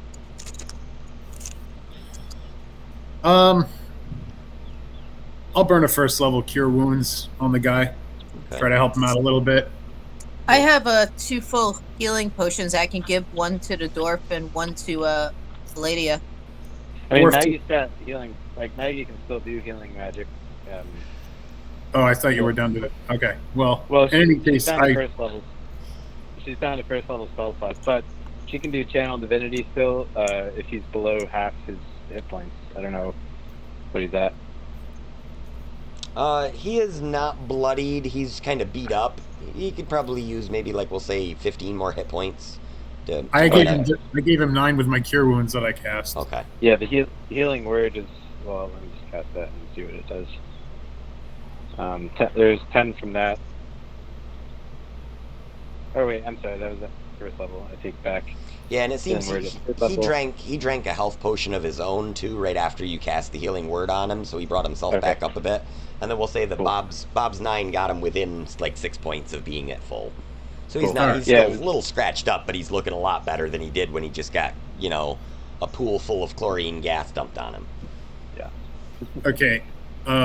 And so we're in a clearing right now. So we just survived a crashed ship, and we ran away from a dragon and fought a bunch of undead dudes. Maybe a short rest at the very least. Yes. Well, as you make your way up this trail, you come to kind of a clearing, and coming out of the clearing, leading up the hill, you see before you this guy. I'm assuming that you guys can see that. Crumbs. The big statue guy? Yeah, statue man. Is that all you guys see? You should see more than that. Here, let me I zoom see a out. castle There too. we I go. see a castle, a statue, and now it's on top of a table. Yes. It's a beautiful table. that Where is, did you get that? That is where you guys Rich are. mahogany. Hell yeah. It's high shine too. It's got like minwax on it or something. I don't know. That looks like a place we could take a nap for sure. Also, when you guys are kind of exiting the thickets, you begin to hear a familiar kind of whimpering bark, and none other than Munley the dog comes running over. Now, don't forget, Arlo and Munley and Nexa were all on the airship as well when it crashed. Crumbs. But regardless, you have fled the disaster and the monster and found your way to this old keep. It seems to be there's no one manning the walls that you see. It seems to be pretty desolate around the area. It doesn't seem to be anywhere that is recently populated anyways. You don't see any signs of life or passage, really. Like, maybe a few game trails here and there, but that's it. heard about a place like this once where a 9-foot-tall lady and her 3 daughters live. It's not good. Oh, it's great. That was a windmill. I just don't understand the obsession with that. I don't get it.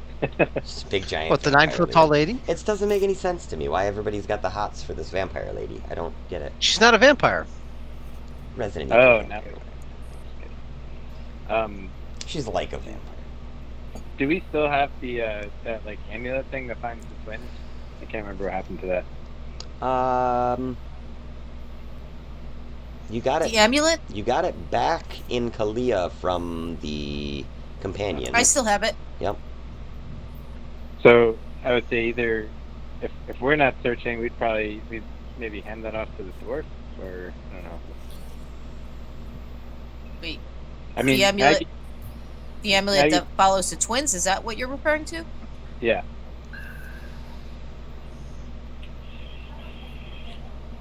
That's what I'm talking about. Wait, who do you? But I'm sorry. Who did you want to give it to? I was saying if the dwarf is going to go look for survivors, it might make sense for him to have it. But I was also going to say, like, Maggie is, like, not, she's, like, willing to risk life and limb to keep looking, even though she's low on spell slots and stuff.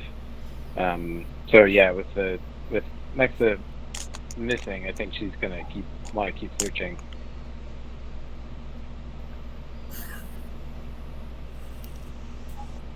And Sorry, Nick, is that one link? Could be talked out of it. Yeah. He's with us now. He was always with us in spirit, but now Munley's with us. I think we need to find a place to lay low. Yeah, let's Yeah. follow this path up to this very not creepy looking castle. Should we try? Zal Breaker of Chains. Yeah, I just saw don't highlighted. disregard that. That's not anything. Oh no! Oh yeah, totally gonna disregard that. We should. That's genuinely we should not definitely anything to rest. do with you guys. I'm definitely not Googling that right now. We should definitely rest before we go in, though, right? I Yeah. mean, just like I a see. siesta or what? Sure. Yeah. I'm thinking at least a short rest, right? Kind Like pull the hat over the face for a sec, and like put And the feet up. As you guys Yeah, are grab kind a of mojito. trying to recoup some of your senses from this terrifying attack, you suddenly hear a voice that you recognize. What in the hell brings you sorry sacks of shit to my goddamn fort? I spring up immediately and salute. Nice! I spring up immediately and salute. And a hint of a smile crosses my face. And standing on the battlements is formerly Captain Ashnak of the Marine Corps. You can see now, Valk especially, recognizing instantly the stripes on his uniform. He has now been promoted to General Ashnak. Apparently he's given himself several field promotions. There's actually one little badge on there that looks like it's like a pin of a little white dragon. It's on there. He says, well, what in the hell are you waiting for? Come on up. We got all the grub you need. Yes. You guys look like you could use a little R&R. Huzzah, says Volk as he jogs jauntily up the trail behind Ashnak. So you guys head up, and once you get around the corner, you now recognize that there is, in fact, more life to this place than you might have thought from coming up the backside there. There are a few posted watchmen that are orcs standing there. Each is armed with what appears to be like makeshift kind of versions of their previous weapons. They instead of having like full-blown M16s now, it's like a few parts from an M16 and like a lot of like wood and stone that somehow holds together. And the gates swing open and they allow you in. And as you enter, you realize that they have a small little functioning camp here, and there's maybe like 30 or 40 orcs wandering around inside, quietly doing jobs, working on things, kind of just performing some menial tasks and cleaning things like that. And Ashnak approaches you, and he says, "Welcome to Fort Akingu. So dubbed because we a king go nowhere." I think I fucked that up, but yeah, that's the idea of the joke that he makes. You see, we kind of got stranded here. It's a good thing that you guys got here when you did during the day, because boy, at night, them purple shits come right the fuck out. It's no good, I tell you. No good. We've been holed up here for, geez, it must be a couple of days now. I got our boys out on recon on aerial, but they should be back. They're going to get us a clear path out of here. Hopefully freeze us a line, if you know what I mean. Like how he slowly devolved into like an Ernest P. Worrell character. Slowly, sure. Somewhere between Arlie Ermey and Ernest P. Worrell lies Ashnak. As played by like John Cena. That's pretty good. That's good. No, but like a Cena knockoff. Yeah. It's... So yeah, you kind of look around and you realize, yeah, there's a guy doing like some armor smithing work. There's one batch of orcs that are leading a few horses through like to the stables. Several of them seem to be shifting supplies in and out of the buildings.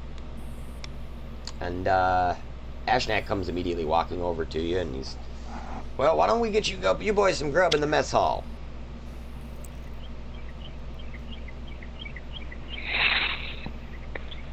I am going to see if there are any of the orcs that joined my religion, and see if I can catch up with them. Maybe lead them in a little prayer session, because do like a paladin do.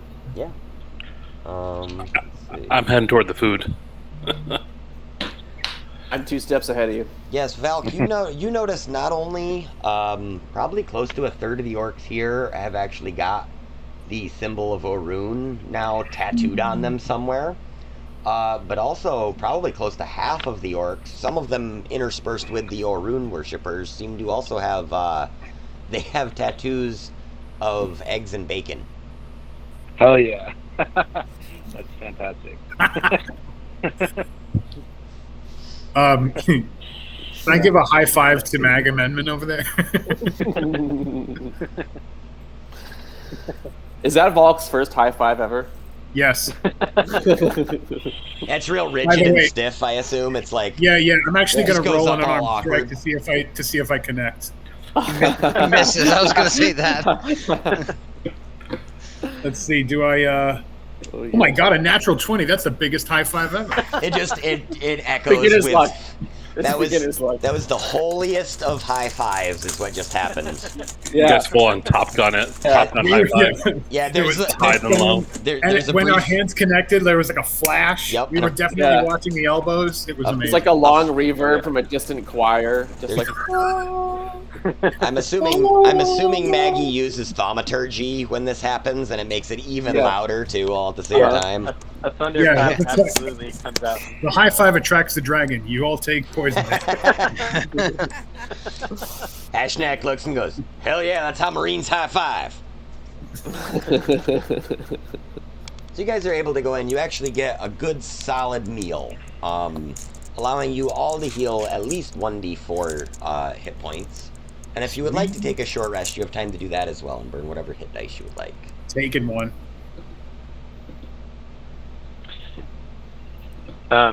Yeah, so I guess Maggie's kind of panicking about losing the twin again, and so she's talking to her crew about what they can do to go find them without risking catching the dragon's wrath.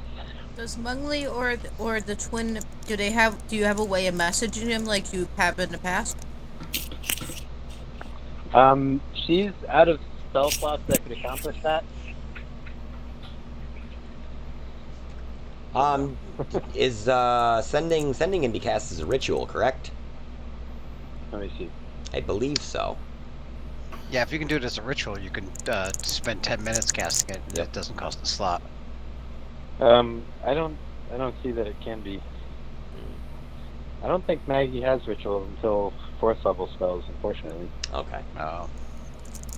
Well, except there's a healing one. But... I was gonna say sending's usually not a ritual spell. Oh, okay. Yeah. I can't remember off the top of my head. Message maybe, but they have to be pretty close for message. So are they? So the orcs the orcs do have some of their like airplane things and are flying around, or they have the dragon airplane?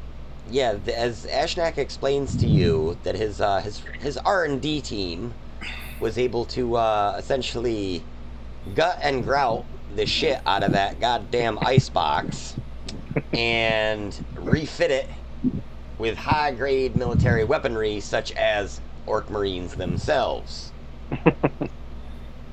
Makes sense. And like you walk by a drawing and it is literally what you guys said before. Somebody said it before of it's a drawing of a picture of like orcs standing in the wings, like manually flapping the wings up and down. And like other orcs that are down in the stomach, like that can just throw javelins out of the stomach of the thing. Like it's what you think it would look like.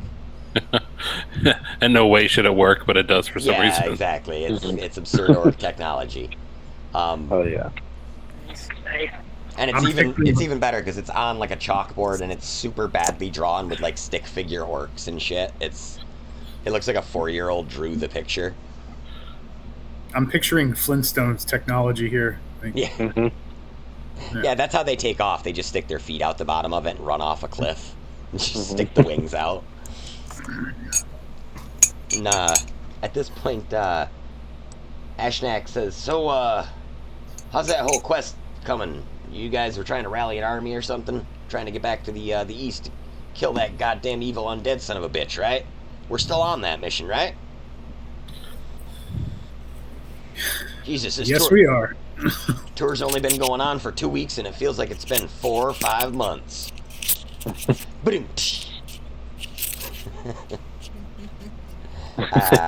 a DM joke. Yeah. He says, "Well, so what's the current sit rep? What have you guys got going on?" Yeah, anything that Maggie hasn't already told them. I mean, she told them they're en route, but so she'll tell them there's basically 2 ships out there, or whatever the soldiers that didn't get thrown down are nearby, and then tells them about the dragon and the crash and all that.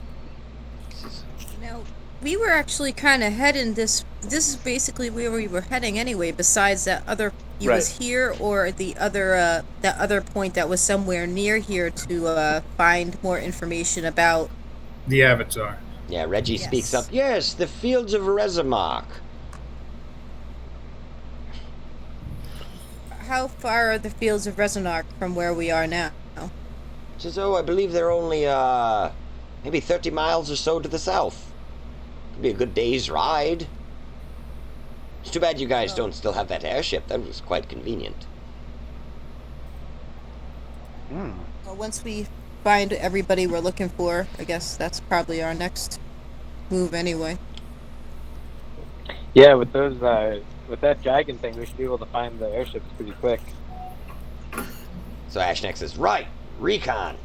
That should be no problem for us. We just got to get our boys back in here, and we'll get you guys geared up and in the air in no time. In the meantime, please, feel free to take advantage of the base's hospitality. And so what's this you said about a dragon? So a dragon attacked your ships too, right? What color was it? An ancient green dragon. Huh. Yeah, I thought so. Seems like old Pernell, and he kind of coughs out the name because he doesn't remember how to pronounce it. It seems like he might have tracked us down a bit. You know how I told you that we got these weapons from a dragon's horde? Yeah, I think that might be our dragon right there. He seems to be pretty... Sounds like he's pretty pissed off. So it's not necessarily the crown he's after. So, might be that it's best for our whole unit to move out. So, perhaps, it's starting to get dark now. It's maybe mid-evening. At this point, it's like 5 in the afternoon, probably by now. maybe you could head out in the morning, and we'll all track out to this fields together that you need to go to. So I'll get the boys to mount up. I think he's hot on our trail, and he might be heading here now. You're all in serious danger. Is this like DEFCON 3 shit? We gotta go to Red Alarms? That would be advised. 5 by 5. Alright. While we're all discussing this, I take it. Drop your socks and grab your cocks.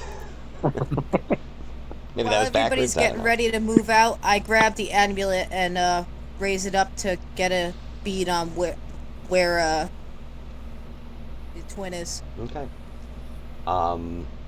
So knowing that the fields of Rezamark are to the south, the amulet is pointing almost dead opposite the direction you need to go towards Rezamark. Well, I mean, no, the girl twin. Can I focus it? She's in the opposite direction of where you're headed. She's to the north. Oh, okay, gotcha. Sorry. I mean, you guys are free to head whichever direction, but that's where it's pointing, is to the north.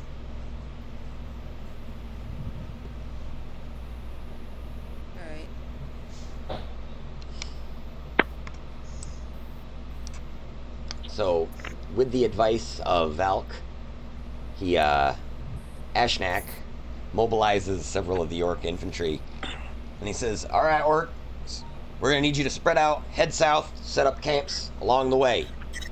We're gonna get you guys out there as advanced scouts for these folks. These are gonna be our special ops unit. They're gonna get in there. They're gonna get this shit that they need. They're gonna get the fuck out. You're gonna keep them safe. You understand me?" And in unison, all 30 or so orcs go, "Hooah!" He goes, "All right, move out." And they all kind of mount up onto various, like you said, kind of like Flintstones technology vehicles, and just sort of like roll out like four-wheelers that have like, they're like missing a wheel, and it's got like just sticks that are flapping around on the ground and shit. 3 circle wheels and one square wheel. Yeah. Would it be possible to have them send a recon group north to try to intercept and find our lost people and bring them back before we all move out? This is They her. know where the Search and rescue.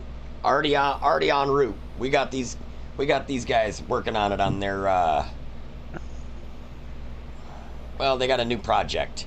And from one of the warehouse buildings kind of steps what looks to be some sort of a 4-legged dog mech, and the top half of it is just an orc, so it's like an orc mech centaur thing.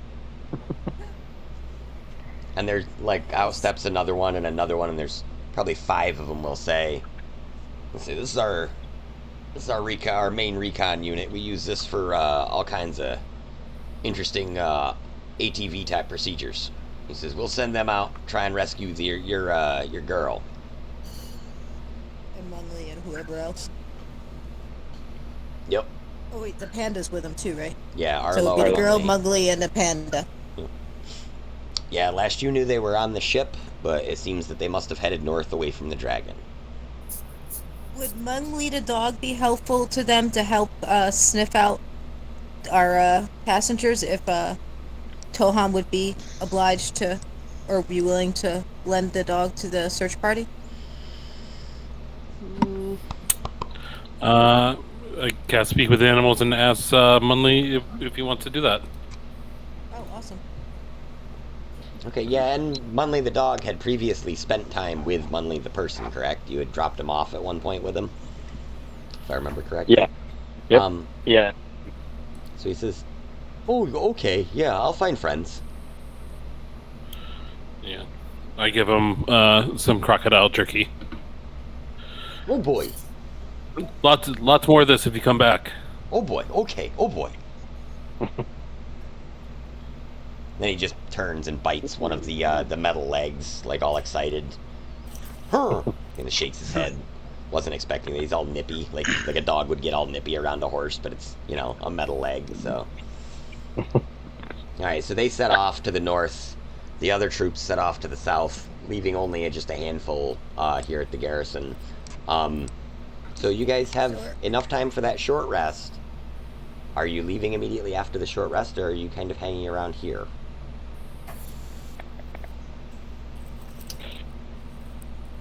Would it be useful at all to kind of like see what's going on with these Neogis, or should we just head straight out to the? I mean, Maggie's gonna be if Maggie's gonna be fighting shit, she definitely needs a long rest. But for that reason, it'd be nice to stay overnight. Do you still have any of that special water left? Oh yeah, that's a good point. Yep, I haven't used any of that, so yeah, could definitely rock that. That's some old school shit. Oh yeah. That's from like months ago. You mean days ago, right? Yeah.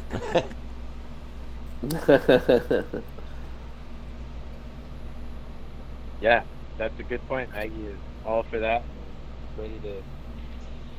She cannot wait to fuck up this lich and/or rescue this twin. Alright, well, we got a search party going north to wrap those people up, and we have a party going south to do recon for where we need to go. So after our short rest, there's no reason not to just go straight south and do that, right? I think so. Yeah, time is of the essence. I say we get moving. Alright, excellent. So you begin to head south, and the remaining orcs, Ashnak included, escort you. There's a total of about probably 10 of them, and they all sort of spread out in the area where you are. They're taking like advance point on the mission, so you don't really see them very much. They're off a few hundred yards away in the bush, kind of keeping an eye on things, acting as scouts. And you arrive at a camp that some of the others have set up.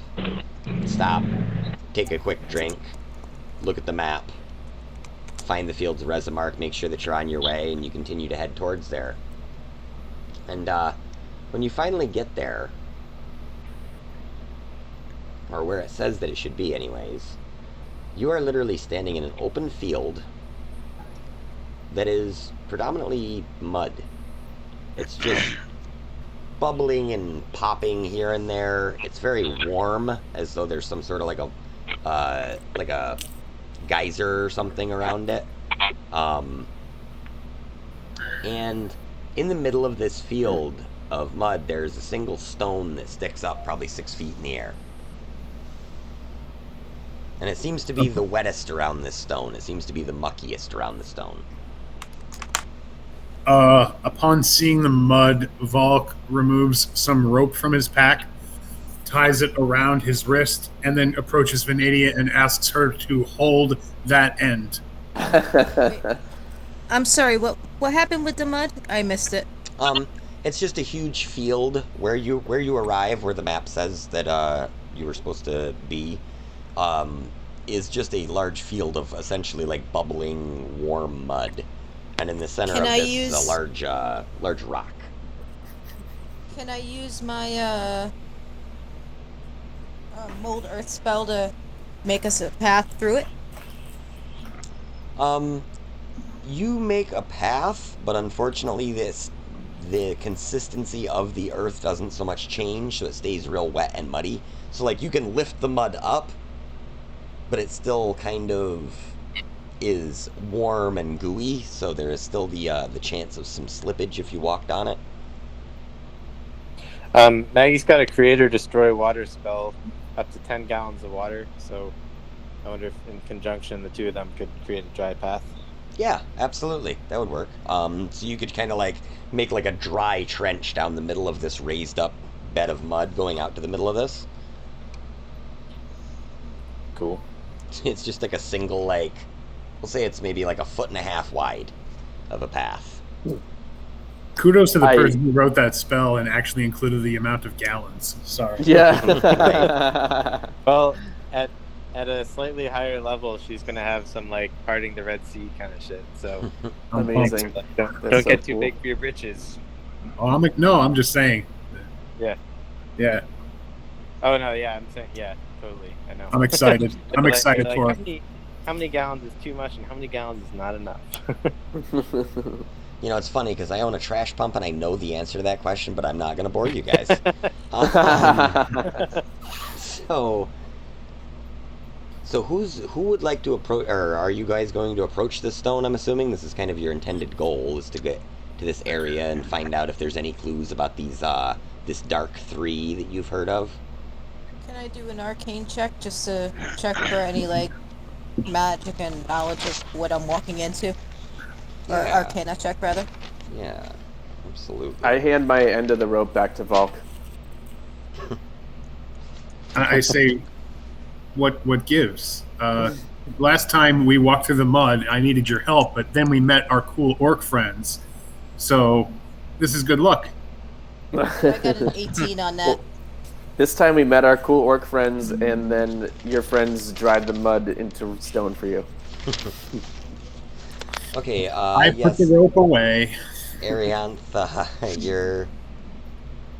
your Arcana check comes back. This seems to be the place that you've had described to you, by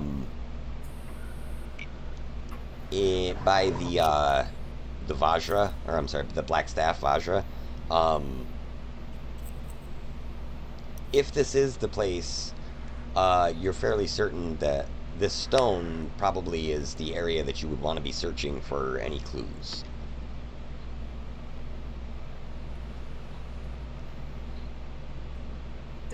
Do I sense any like spells that that we should be aware of? There seems to be an aura of magic around the place, of some sort. Reggie speaks up and says, "Yes, there's something quite powerful here. It could very well be this Borum's heart." Now, if you guys don't remember, you guys had been essentially read a poem that was referencing the crown of thorns and everything else that you had been told by the crown of horns. Sorry, that you had been being told about, and it was a vision of an inscription on a piece of stone, and the inscription regarded a thing called Borum's heart, which was supposed to be one of the old god's hearts that was slain by these dark three. Which god? This would literally be Borum, patron of anger. Oh. Cool. I guess we should go check it out. I will need... So who is crossing? Wait, before we cross, if I may, I'm just going to pop Divine Sense. Just want to see if I can detect anything at all. Good, evil, law, chaos. I don't know how you want to play it for my character, but... You do detect a presence of strong evil here. And do I detect any location of any potential fiend, celestial, undead in the region? Yes. I have a 60-foot range on that. Yes, you do detect the presence of a fiend. I do. And whereabouts? Since I can know the location. About 30 feet under the stone. 30 feet under the stone is a fiend. Okay. I'm going to relay that information to the party. Cool. I asked That's- Reggie what a fiend is. He says, a fiend is a specific type of, well, it's a devil in this case, it seems. They're typically lawful evil creatures. I'm half fiend. Ooh, Oh, it's fun. Yeah, Yeah. fiend Did I is, kind of detect Venadia in front of me?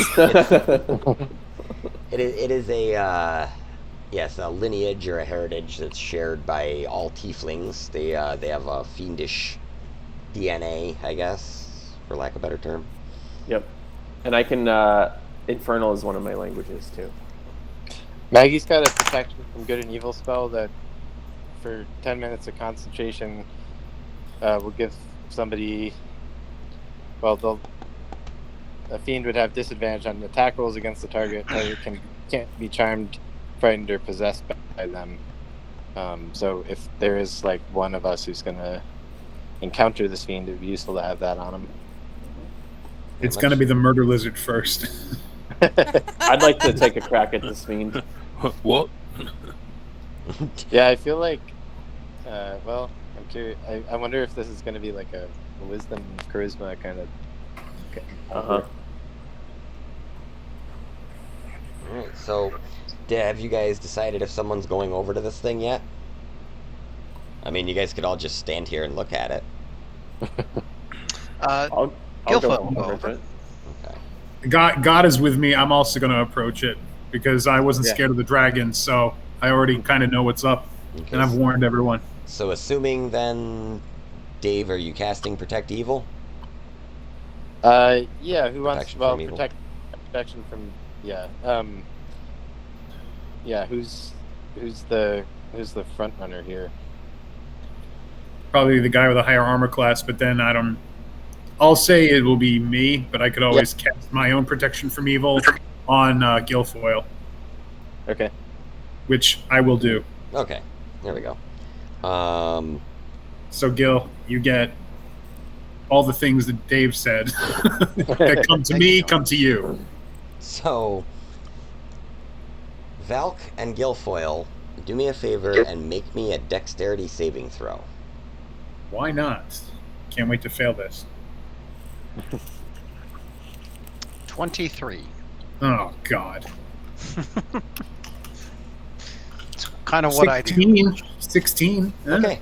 You guys are both able to cross on this thin crust of like dried mud, and the entire time the top is like shifting and wobbling on you. And again, from personal experience, walking on really wet mud is not fun. So it's weird. And you guys managed to get over without falling off the edge or anything like that. And as you get there, you see that there is writing on the opposite side of the stone that's poking up. And in several languages, as a matter of fact, is this what you can only assume it's kind of like a Rosetta Stone version of this this poem, Borum's Heart, the thing that you'd heard before.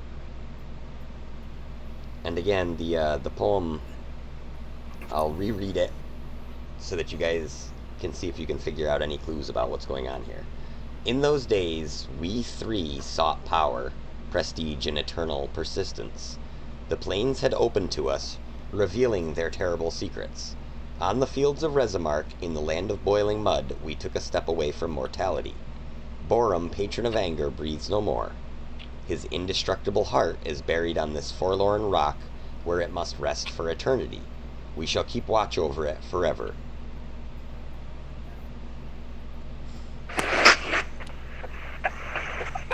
So we were told that we would find the avatar of this lawful god in this field. Is that right? You are told that you would at least Information. find information about how that would be gone about. Yeah.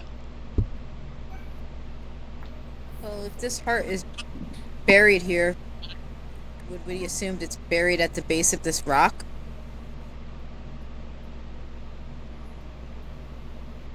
Sounds likely. I'm going to do that thing in video games where I approach the thing and click reread. Okay, so do you actually want me to reread it out for you? Yeah, one more time. Okay. Sorry, everyone. No worries. So it's, in those days, we three sought power, prestige, and eternal persistence. The plains had opened to us, revealing their terrible secrets. On the fields of Rezamark, in the land of boiling mud, we took a step away from mortality. Borum, patron of anger, breathes no more. His indestructible heart is buried on this forlorn rock, where it must rest for eternity. We shall keep watch over it forever. So we can draw them out if we get to the heart. I will say that out loud to Guilfoyle. Well, I the don't three like were. the sound of this like boiling mud. This doesn't sound great. Well, It was you very should tempting. think I There's can a cast devil. my walk on water spell, which basically makes it able for us to walk on everything. But I was just trying to hold off on using that unless absolutely necessary, since it's the 3rd level spell. Yeah, I would save that for now. I mean, if something like pops up and starts attacking us, I'll cast it so that we'll all be able to walk on the entire thing like it's solid ground. Cool. But So that's third- just an option. 30 feet below us is a fiend. There's a heart down here somewhere, and the poem is saying that they're going to keep watch over it forever. So That is maybe we supposed- Yeah, but I kind of got from it that perhaps they're watching over it so he doesn't come back. I think they're. Yeah, I think the beast is probably here guarding it. Hmm.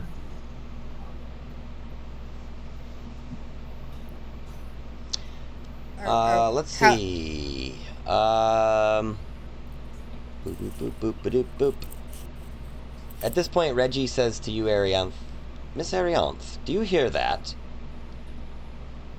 Make a perception check for me.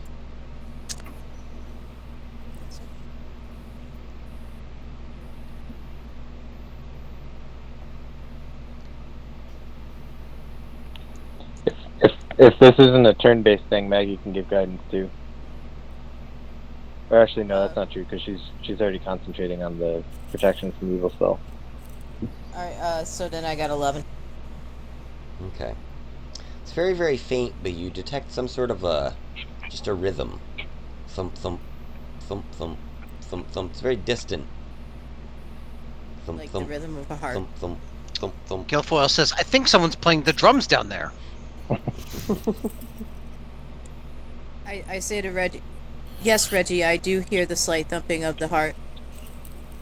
Can you? I ask Reggie, can you tell where it's coming from? Like if we were to dig, where would we dig?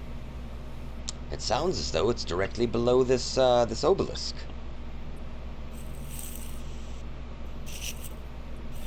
Yes, I'm quite sure of it. It's about 30 feet down or so. I mean, I can use my spell to dig down if that's what we want to do, but I want everybody to totally agree that's what we're gonna do. if there's a demon down there, it's better that it's expunged from the earth. So I'm for the dig. Anybody else? Does anybody want to do anything before we start digging it up? I'll pray. I'll look around the obelisk. Is there a mechanism for moving it? Roll me an investigation check.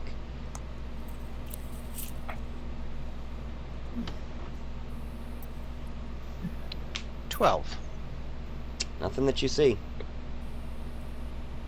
If there was, it seems like maybe it long ago got buried in mud. This whole area seems as though it's kind of sank down into the ground. Like perhaps this was top of a statue or something before. Ah, okay. Friend Guilfoyle, what were you trying to do just there? Oh, I was looking for a mechanism around the obelisk to that would maybe reveal a way in. Can I try pushing the obelisk and see if it moves? Sure, give me a strength check. You got it. Meanwhile, I also asked Reggie if there's anything that he thinks I should do before. I'm sorry. My guy closed out for some reason. I have to reopen him now. Oh, good. I'm going to do a quick perception to see if I can help Guilfoyle. Okay.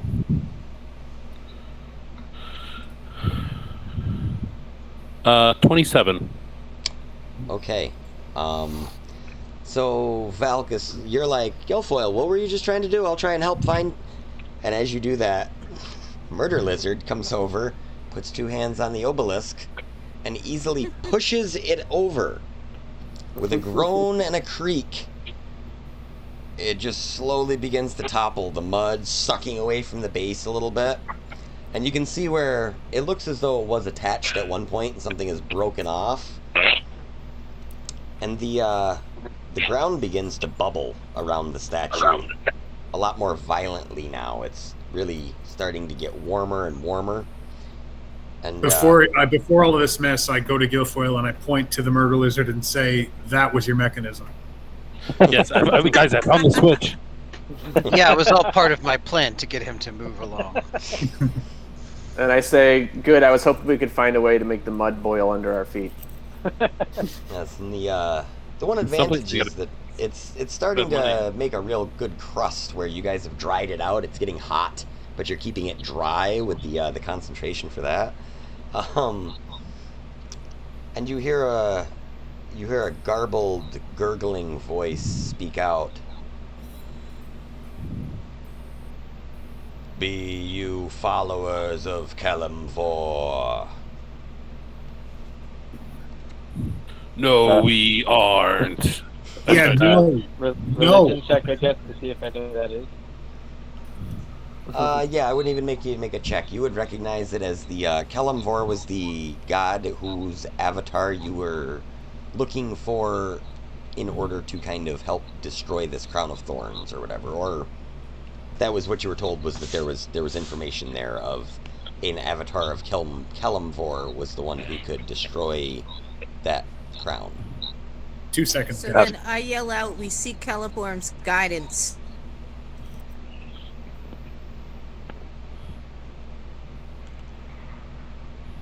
What guidance do you seek? We seek Kalimthor's avatar. He lies not on this mortal plane.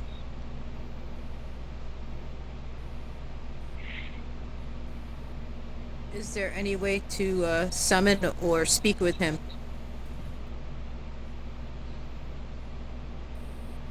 Why should we allow you paltry mortals to summon the Avatar? Maggie says we serve the cause of law against the chaotic evil.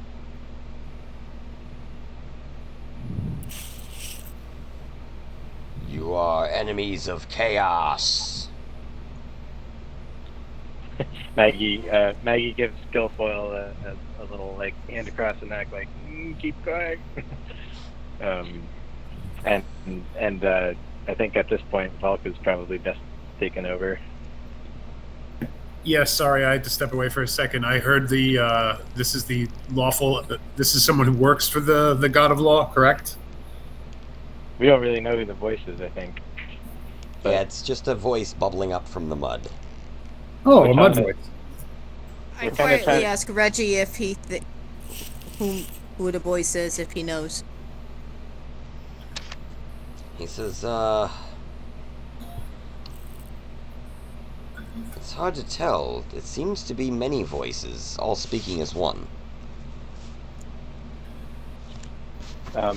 Bob, the voice asked us if we were, or basically why we needed the avatar, and we said Maggie said we're serving the cause of law against the chaotic evil, and the voice asked if we're opposed to chaotic evil. We're opposed to all forms of chaos. Yes. These guys are the Speak for yourself. I can tell you speak truly. You are a believer of law.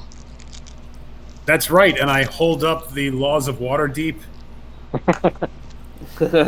towards the mud voice, wherever it's coming from. Because I've got a copy. Yes.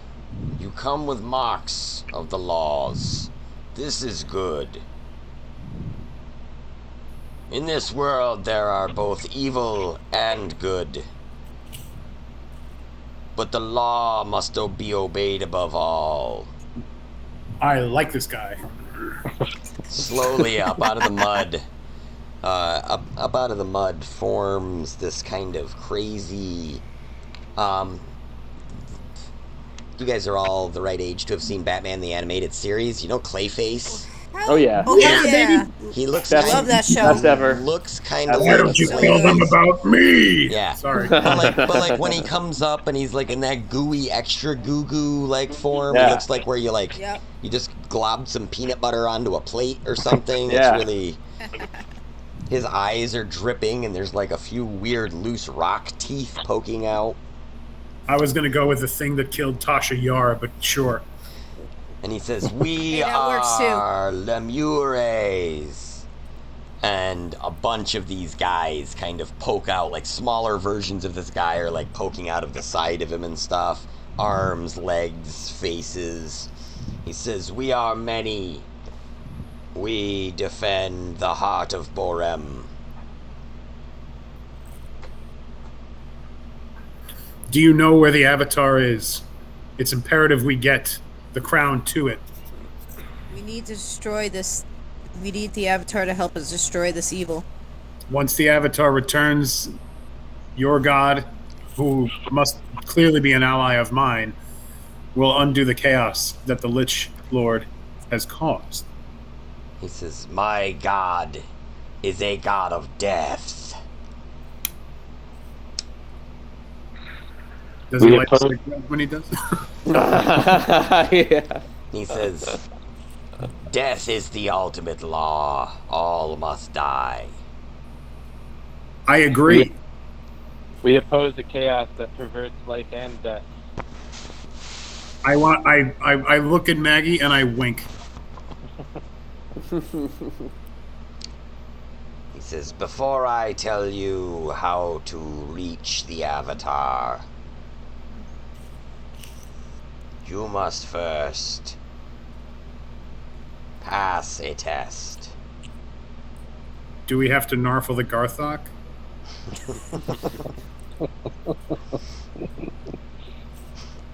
This is where I wish that I had like an ad break button where it just popped the "I've got ants in my eyes" gif. Like, Yeah. this goes into interdimensional cable. He says, "You must retrieve..." Sorry. "The Jaham Death Dagger from the heart. Only a true believer of law may do so." Got it. On it. Alright, the ground now is steaming, and a geyser erupts behind you, and a geyser erupts off to one side, and it's spraying this hot air and hot water everywhere, and mud splattering down. And slowly this rumbling starts, and this statue rises up. And this, I wish I had a good picture for you guys, and I don't. But this statue depicts what appears to be a large man in sort of crazy looking armor, large points coming off the helmet and stuff. And the top of the statue that was broken off is actually the top of his helmet, so it's a fairly large statue. It's like, once it makes its way up into the air, it's probably 25 or 30 feet tall. And as it rises up, at the base of this statue, the mud spills away, and there lies a black beating heart that is probably a foot across, and out of this heart is stabbing a large red and gold dagger. Okay, and the mud creature who obeys the god of death, which is a lawful god, told us that only someone who follows the law can get that dagger, and they need me to do that. Just quick. Just want to make sure. That seems to be the case. Cool. I yanked the dagger. Okay. Alright, make me a wisdom saving throw. I don't wanna.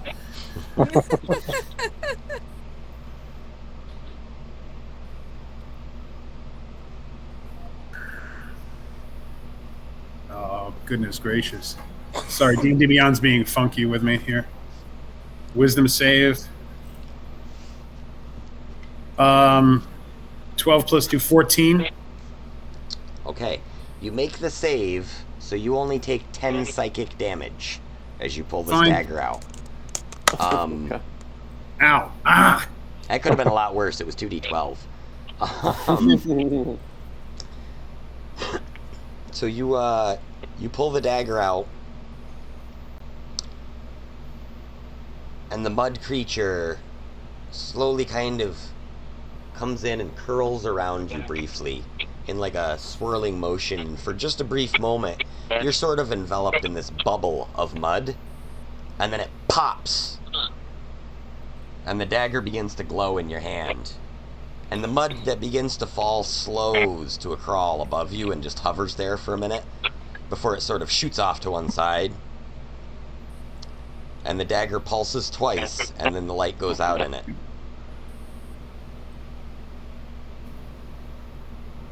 Okay, cool. He didn't tell us where the avatar was, though.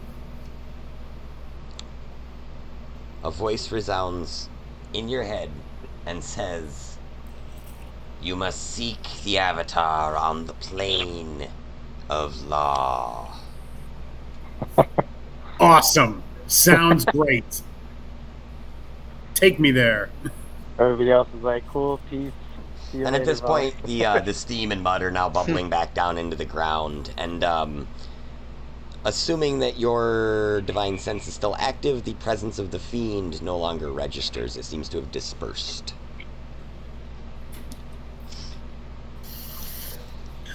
Coast is clear, by the way, guys.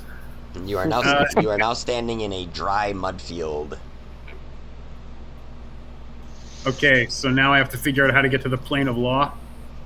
I'm going to ask the magic elfie lady. She's probably the most likely one to know about this stuff. I say to Reggie, how do we get to this plane of law? So, well, plane of travel is a bit of a, that's a bit of a tricky subject, really. There's really several ways. The ancient texts speak of ships that would travel across the ether. And of course, there's those mythals that we've been seeking out. Those supposedly also have the power to transport one to other planes of existence, as well as just across great distances. He says, but there's portals. There's all sorts of manners to achieve interplanar travel. The real trick is finding the plane you wish to go to. He says, I could offer up some more information if I have a bit of time to collect my notes together and get them to you. Thank you, Reggie. Elf lady, what does the magic stick say? I want to get to the plane of law. Reggie was speaking out loud. Was he? Yeah, well, Sorry, I've so. got mud in my ears.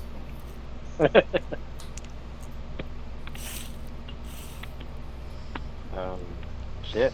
All right. What's this dagger all about? So, Zach, are these like disembodied voices? Like, are they gone now? There's nothing here Yeah, anymore. it seems like Reggie can't detect anything anymore. He says, yes, as far as I can tell, they've gone. I'm going to ask Magic Elfie Lady if she can, take a look at this dagger. What does her magic stick say about this thing? Okay. Reggie? For that, I need to look things up because I have things.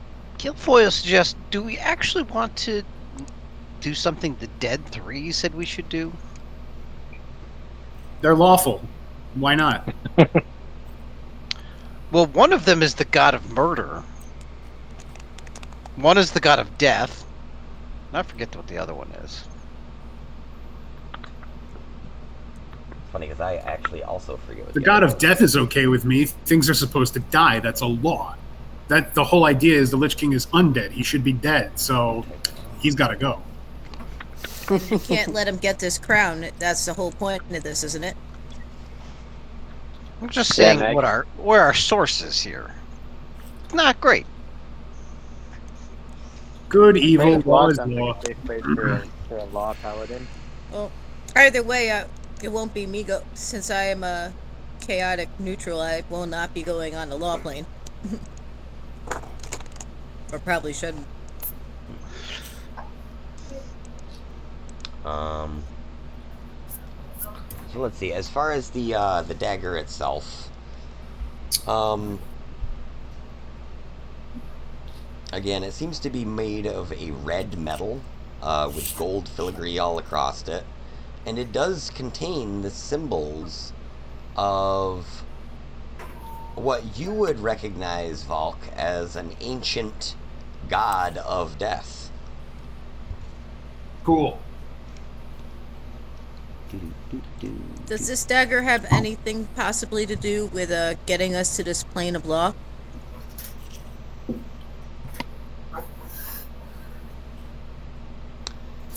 Well, it is often speculated that other planes of existence are sort of what, like, monotheists here on Earth would think of as, like, heaven, hell, things like that.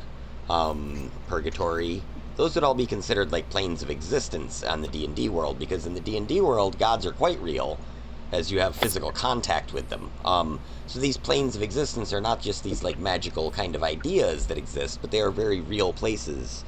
And texts would say, in certain religious texts, we would say that, especially like Valk and Maggie would probably have read something along the lines of, when you die, if you are a worshiper of law, then that's where you would wind up, is on the plane of law. If you're a worshiper of chaos, you might wind up on a chaotic plane. And of course, for the worst types, there's always the 9 hells. Alright, here's the solution. Kill Valk, and then he handles shit, and then Maggie brings him back to life. Just kidding. Unless you want. I like it. Just kidding, unless you want. Yeah, did you just Nelly? Not on really him? kidding. Do you also have a friend with a pole in his basement? Is that? Do we have a resurrect spell among us? Maggie can bring him back to life, right? Well, that depends on how long he's dead for. Let me double check. Yeah.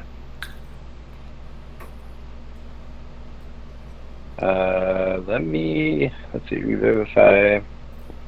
I mean, I'm not. First, Valk has to agree to this. It's only. I mean, I'm literally nodding my head in excitement. You guys are sending me to my version of heaven. Why would I say no? Well, it's only for a minute, so that's not necessarily. But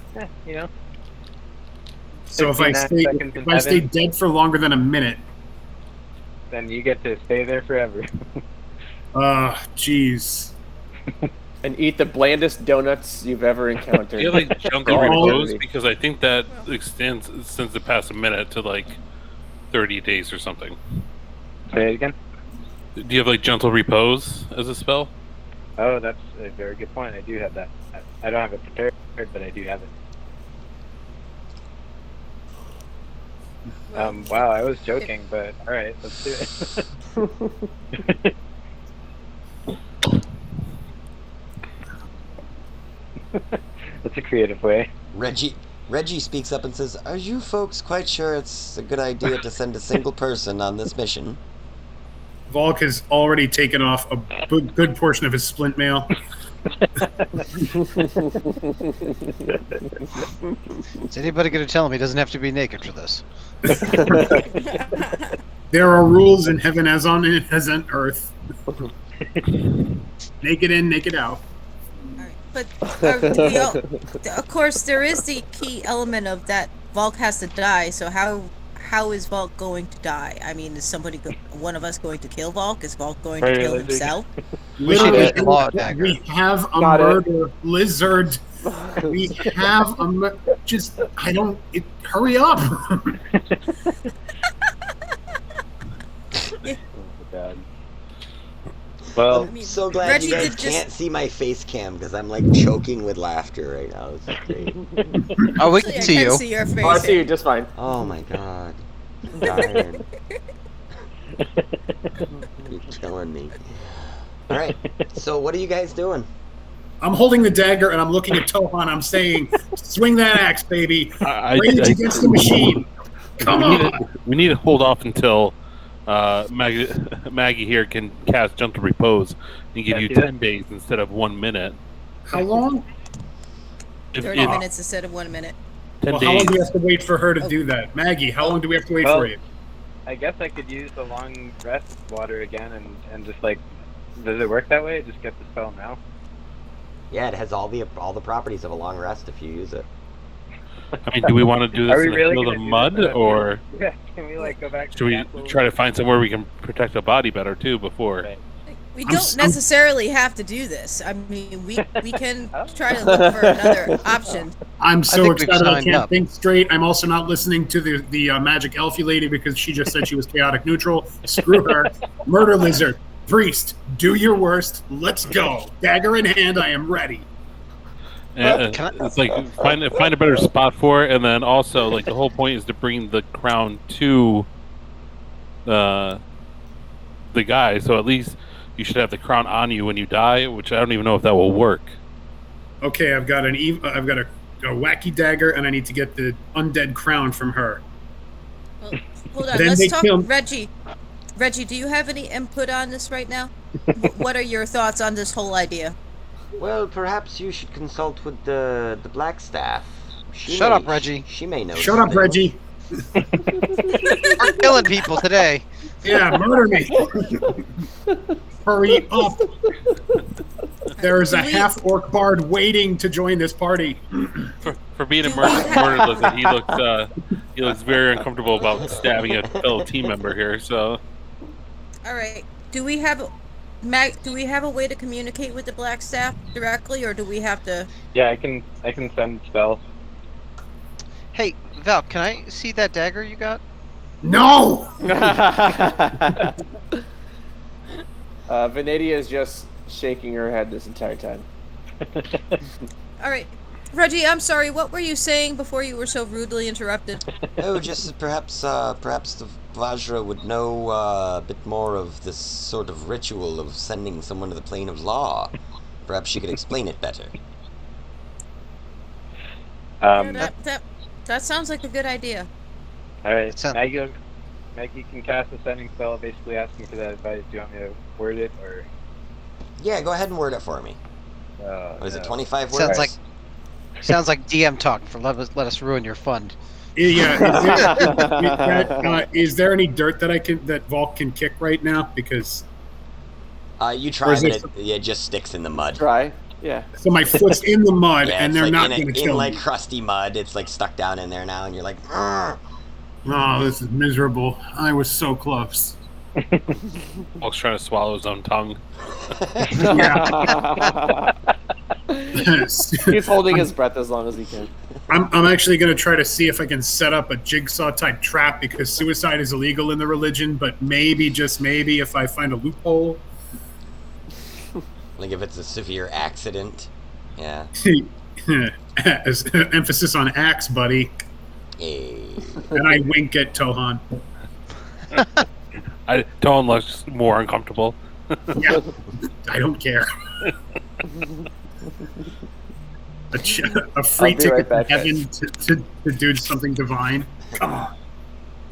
Meanwhile, Tohan, you're just thinking, this is the first time anybody's ever asked me to murder them. This takes all the fun out of it. I don't... Yeah, it's like I don't want to do it if they want it. Yeah. I mean... And it defeats the whole purpose. I mean... There is a haunting series of jokes that could unravel from that chain. I hate consent. Like, oh God, stop. Only when I'm trying to kill people. Alright, so rough estimate of what you say, Dave? Anything? Yeah, so I forget the names, but the God guy says Avatar of, and then that other guy's name on Plane of Law could kill Volk holding crown, gentle repose, revivify, 10 days. Is this a bad idea?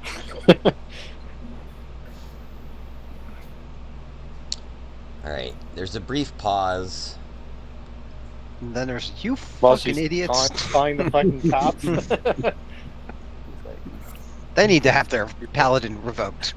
There's a brief pause, and you hear the Vajra's voice come back through. Don't know. Might work. Shrug emoji.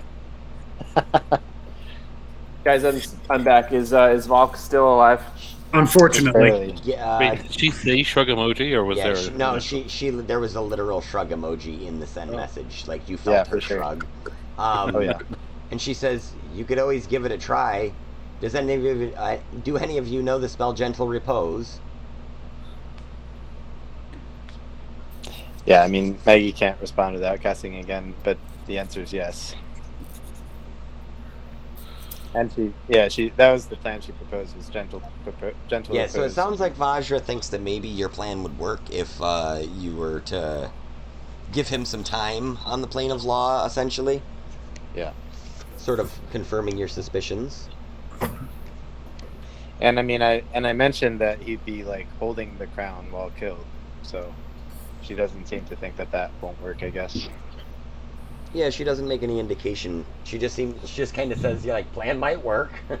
The other thing is, I think sending works across planes, so Maggie should be able to stay in touch with Volk while he's there. Correct.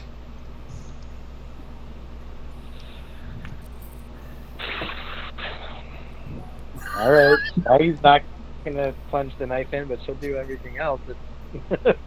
I love where this is going. This is leading to like some fucking Die Hard shit, where it's like you're like John McClane with like the freaking walkie-talkie in the air vents pretty soon here.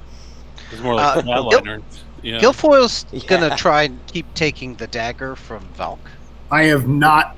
There is no way that he can at this point. I'm holding the dagger in front of my fucking face. I don't know how you could stealth that. Give me a sleight of hand versus a contested, we'll say, strength check. Oh, are you serious? Oh fuck. 12. Don't worry. I have sucky rolls. You might win. I rolled a 5, so. Strength. I mean, if Guilfoyle pulls on it really hard and he yanks back and the dagger goes in his face, I'm okay with that too. Hilariously enough, Right into his eyeball and through his brain, and he dies. yeah, I rolled a 5. Okay, so I have a 12. That's my roll with modifiers. All right, now Guilfoyle, make me a dexterity saving throw. Oh, I'm really good at those. 22. Okay, so you are able to, essentially you're like, since Valk has already got half his armor off, you like kind of poke him in the armpit a little bit, and he's like, ha, and like has like a tickly reaction, and sort of drops the knife, and you grab it, and you dart back for a minute. So now you have the knife. Okay. You better make sure he has the crown if you're gonna stab him. Guilfoyle, what are you doing? Wait, never mind. You can kill me because I can't kill myself. That's illegal. You dropped this. Hand me the crown. I'm taking a look at it now. Take a look at it right after you kill me. But You should first, get the crown. Give me the crown. Give me the crown. I don't have the crown. Who has the crown? Tohan wouldn't let me have it. Elfie lady. Ariane has Yeah, the crown. I'm keeping an eye on to make sure he doesn't try to take the crown. Muted Elfie lady has crown. Oh, wow. I'm back. No, she's chaotic. I'm basically waiting for everybody to agree to this. I'm neutral on it. I'm like, whatever. Do we want to do this or what? Well, we're about to kill your character, I think. I'm trying to I'm get the crown.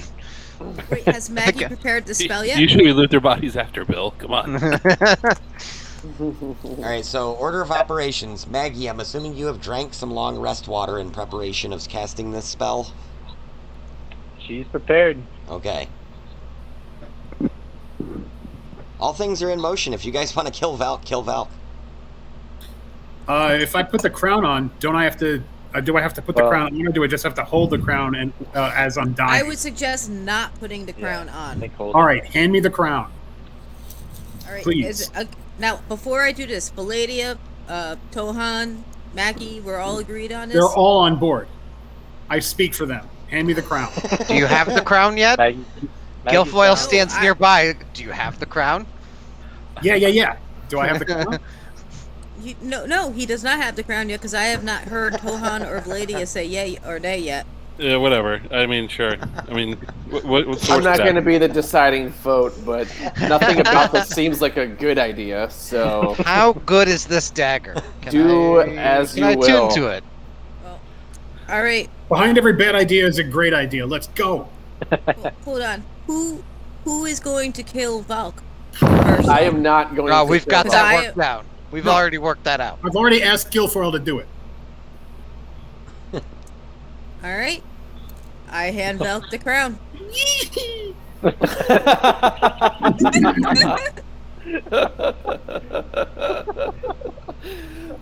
Now the pressure's actually on me. So I chop his head off then. I drop to my knees, holding the crown, point to my heart, and give the thumbs up to Guilfoyle. Definitely Oh, use that man. dagger of death. Oh. I think I lost the dagger in the mud. All right, yeah. I guess the pressure's on me now, huh? All right. I'm not even gonna make you Maggie make has an 2 attack copper roll. coins at the ready. Actually, Maggie has like 10 copper Alright. coins at the ready in case she No, gets shaky. nobody's saying no right now, so I do it. All right. So you drive this dagger into Valk's chest, and Valk, it's excruciating. There is now like a foot-long dagger shoved into your rib cage, and you can kind of feel your life force starting to fade away. And as you slump down to the ground, you can Wait, hear... can I guide it from here? Do you mind? Oh, go ahead. As I slip down to the ground, I look up at Guilfoyle, and just like the end of T2, I slowly give him a thumbs up. Oh god, it's so good. You know what? I can't do any better than that tonight. It's got to end there. That's like perfect timing. It's fucking 5 of 10. Oh my god. I'm dropping my HP to 0. We're gonna have to find out what happens to Valk next week. That's gonna be fucking crazy. So Maggie like, gets I don't even know how I'm gonna run points that. on his eyes and starts casting her ritual, which the player's handbook does confirm is a legitimate way of keeping him revivable for 10 days. So. Yep, absolutely. I think you gotta have him. You gotta send him to like a Avernus or something like that. You gotta send him to the first level of hell because he just worked with the Dead 3. I mean, he's gotta go there. Bill, do you like me enough to get me part of that campaign? Come on. Oh my I god. think we need a cleric. Yeah. Oh my god. I can't believe we just did that. That's great. Yeah, that's awesome. That's like the best Wow. D&D moment ever. I love it. When you say we, though, just for the record. Don't tell your boss. The entire I just time, want to remind. the I want entire to time remind Thanidia's everyone with doing a. one of these. We've got her finger on her nose. Can I remind everyone with a moral conundrum here that it doesn't matter. Like unfortunately for you guys, the person, am still alive. It's just a character. I don't give a shit. This is Oh yeah, thanks for the reminder. Unfortunately, you are. Unfortunately, Just kidding. And hey, Val could fit in really well in Avernus, the campaign, because that's a hell. That's fun. He would be perfect in that. Yeah, so that's going to be interesting. I still have to roll a character for that. I'm glad I have another week. I have been following that, and I think it's really engaging. Who's your friend that has the goblin character? Isn't that what the hell is his name? I can't remember. We call it Nikita Bogdanov. Yeah. Bogdanov. Yeah, he's like a goblin tax collector and a sorcerer. Yes, he is hilarious, and he doesn't. I don't even think he is intentionally hilarious. Yeah, he's my favorite character. He's really funny. I honestly worry that him as the player isn't always having fun, but then he does hilarious things that are amazing. And I'm just like, all right, cool, that's awesome. I feel like he just tries to derail things. It's like the only spell he ever cast was Magic Missile, except for the one time where like someone else took over his brain and then he cast Poisonous Cloud over his entire party. You know, like. For the record, I'm able to listen to all those because I just. That was the one time he didn't cast Magic Missile. You know, was. Those are like 2-hour-long sessions, but it's easy to listen when you're just sitting here like typing out SQL commands and shit all day. So, thank you for the background noise. It's engaging. I'm hoping to make the sessions longer because I'm going down to only gaming 1 day a week. Well, only running 1 day a week. So I'm going to alternate my Strahd and Avernus on Tuesday nights and go from there because I'm getting burnt out. And plus, it's like nights out, and so my sit down to read and preps time has gone down too. So see, that's gonna be fun. That's going to be a lot of fun for me because that means I get a second character to play. So I'm going to be alternating my characters every other week, and I can't wait until the first time that I slip up and use the wrong accent for the wrong character. I'm like, wait. But it also makes it fun because when you ever have one character, you're always like, man, I wanted to play this guy instead. Yeah, you always have or like you get sick ideas. of it a little bit, Yeah, yep. That's when the other things come up. Yep. Yeah, so I don't know. We're going to have to see where this story goes now because this definitely went a different direction than I thought it was going to by the end of the night. Yeah. We didn't think we were going to start killing each other tonight? What do you mean? I wasn't sure. I thought maybe it would wait until like you guys talked it over with like some other people, but whatever. It works. It gets you there. Zach, my character is on a pilgrimage, and you basically like introduced him to a horde of lawful orcs that he joined their army. and now you're asking him to die to go to his version of heaven. Like, what else could I do? Yeah, it's Too amazing. fun to do it this way. Yep, absolutely. Well, that's the best Have part we for leveled me. up by the end of this? Yes, this will get you guys, I Awesome. believe, what is it, level 7? Yeah, You level 7. enjoy level 7, everyone but me.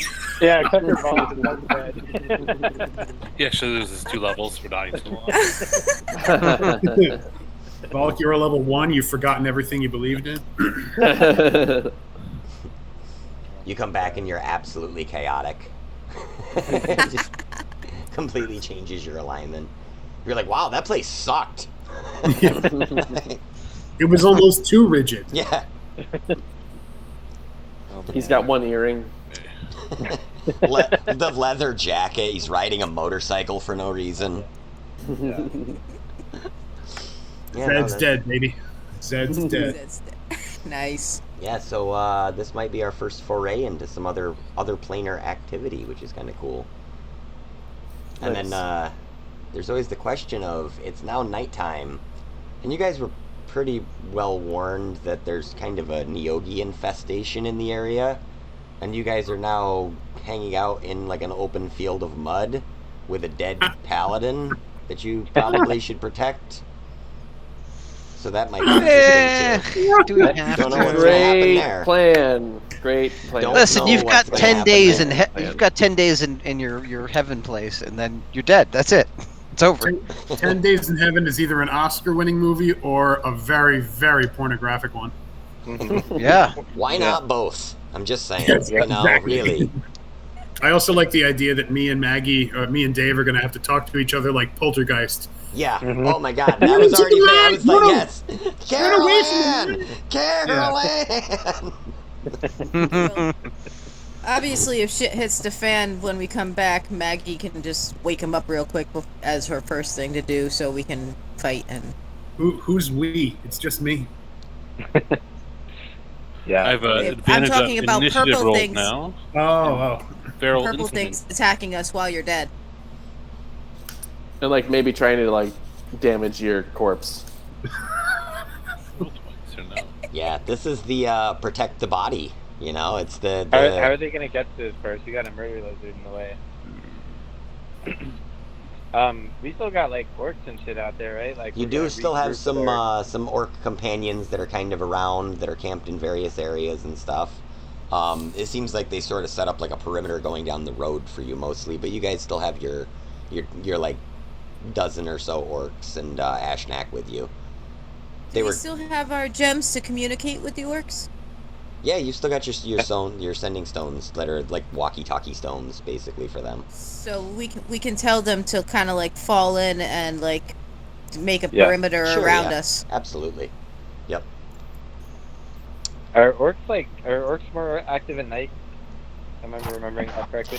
Well, orc marines are active whenever the hell they need to be, sir. Yeah. All right. All right. We got a pretty good escort back. Yeah, so that's where I'm gonna leave you guys for the night. I'm gonna go have a second helping of KFC and torture myself. Oh yeah. All right, guys. I know how Have to a good do it. night. Have a Good good night. one, everyone. I will see you on Tuesday, guys, and or Sunday. I'll be All dead. Thanks for playing, as always. Yeah. Indeed. Yeah. See you guys Good soon. night. It was all fun as always. Good night.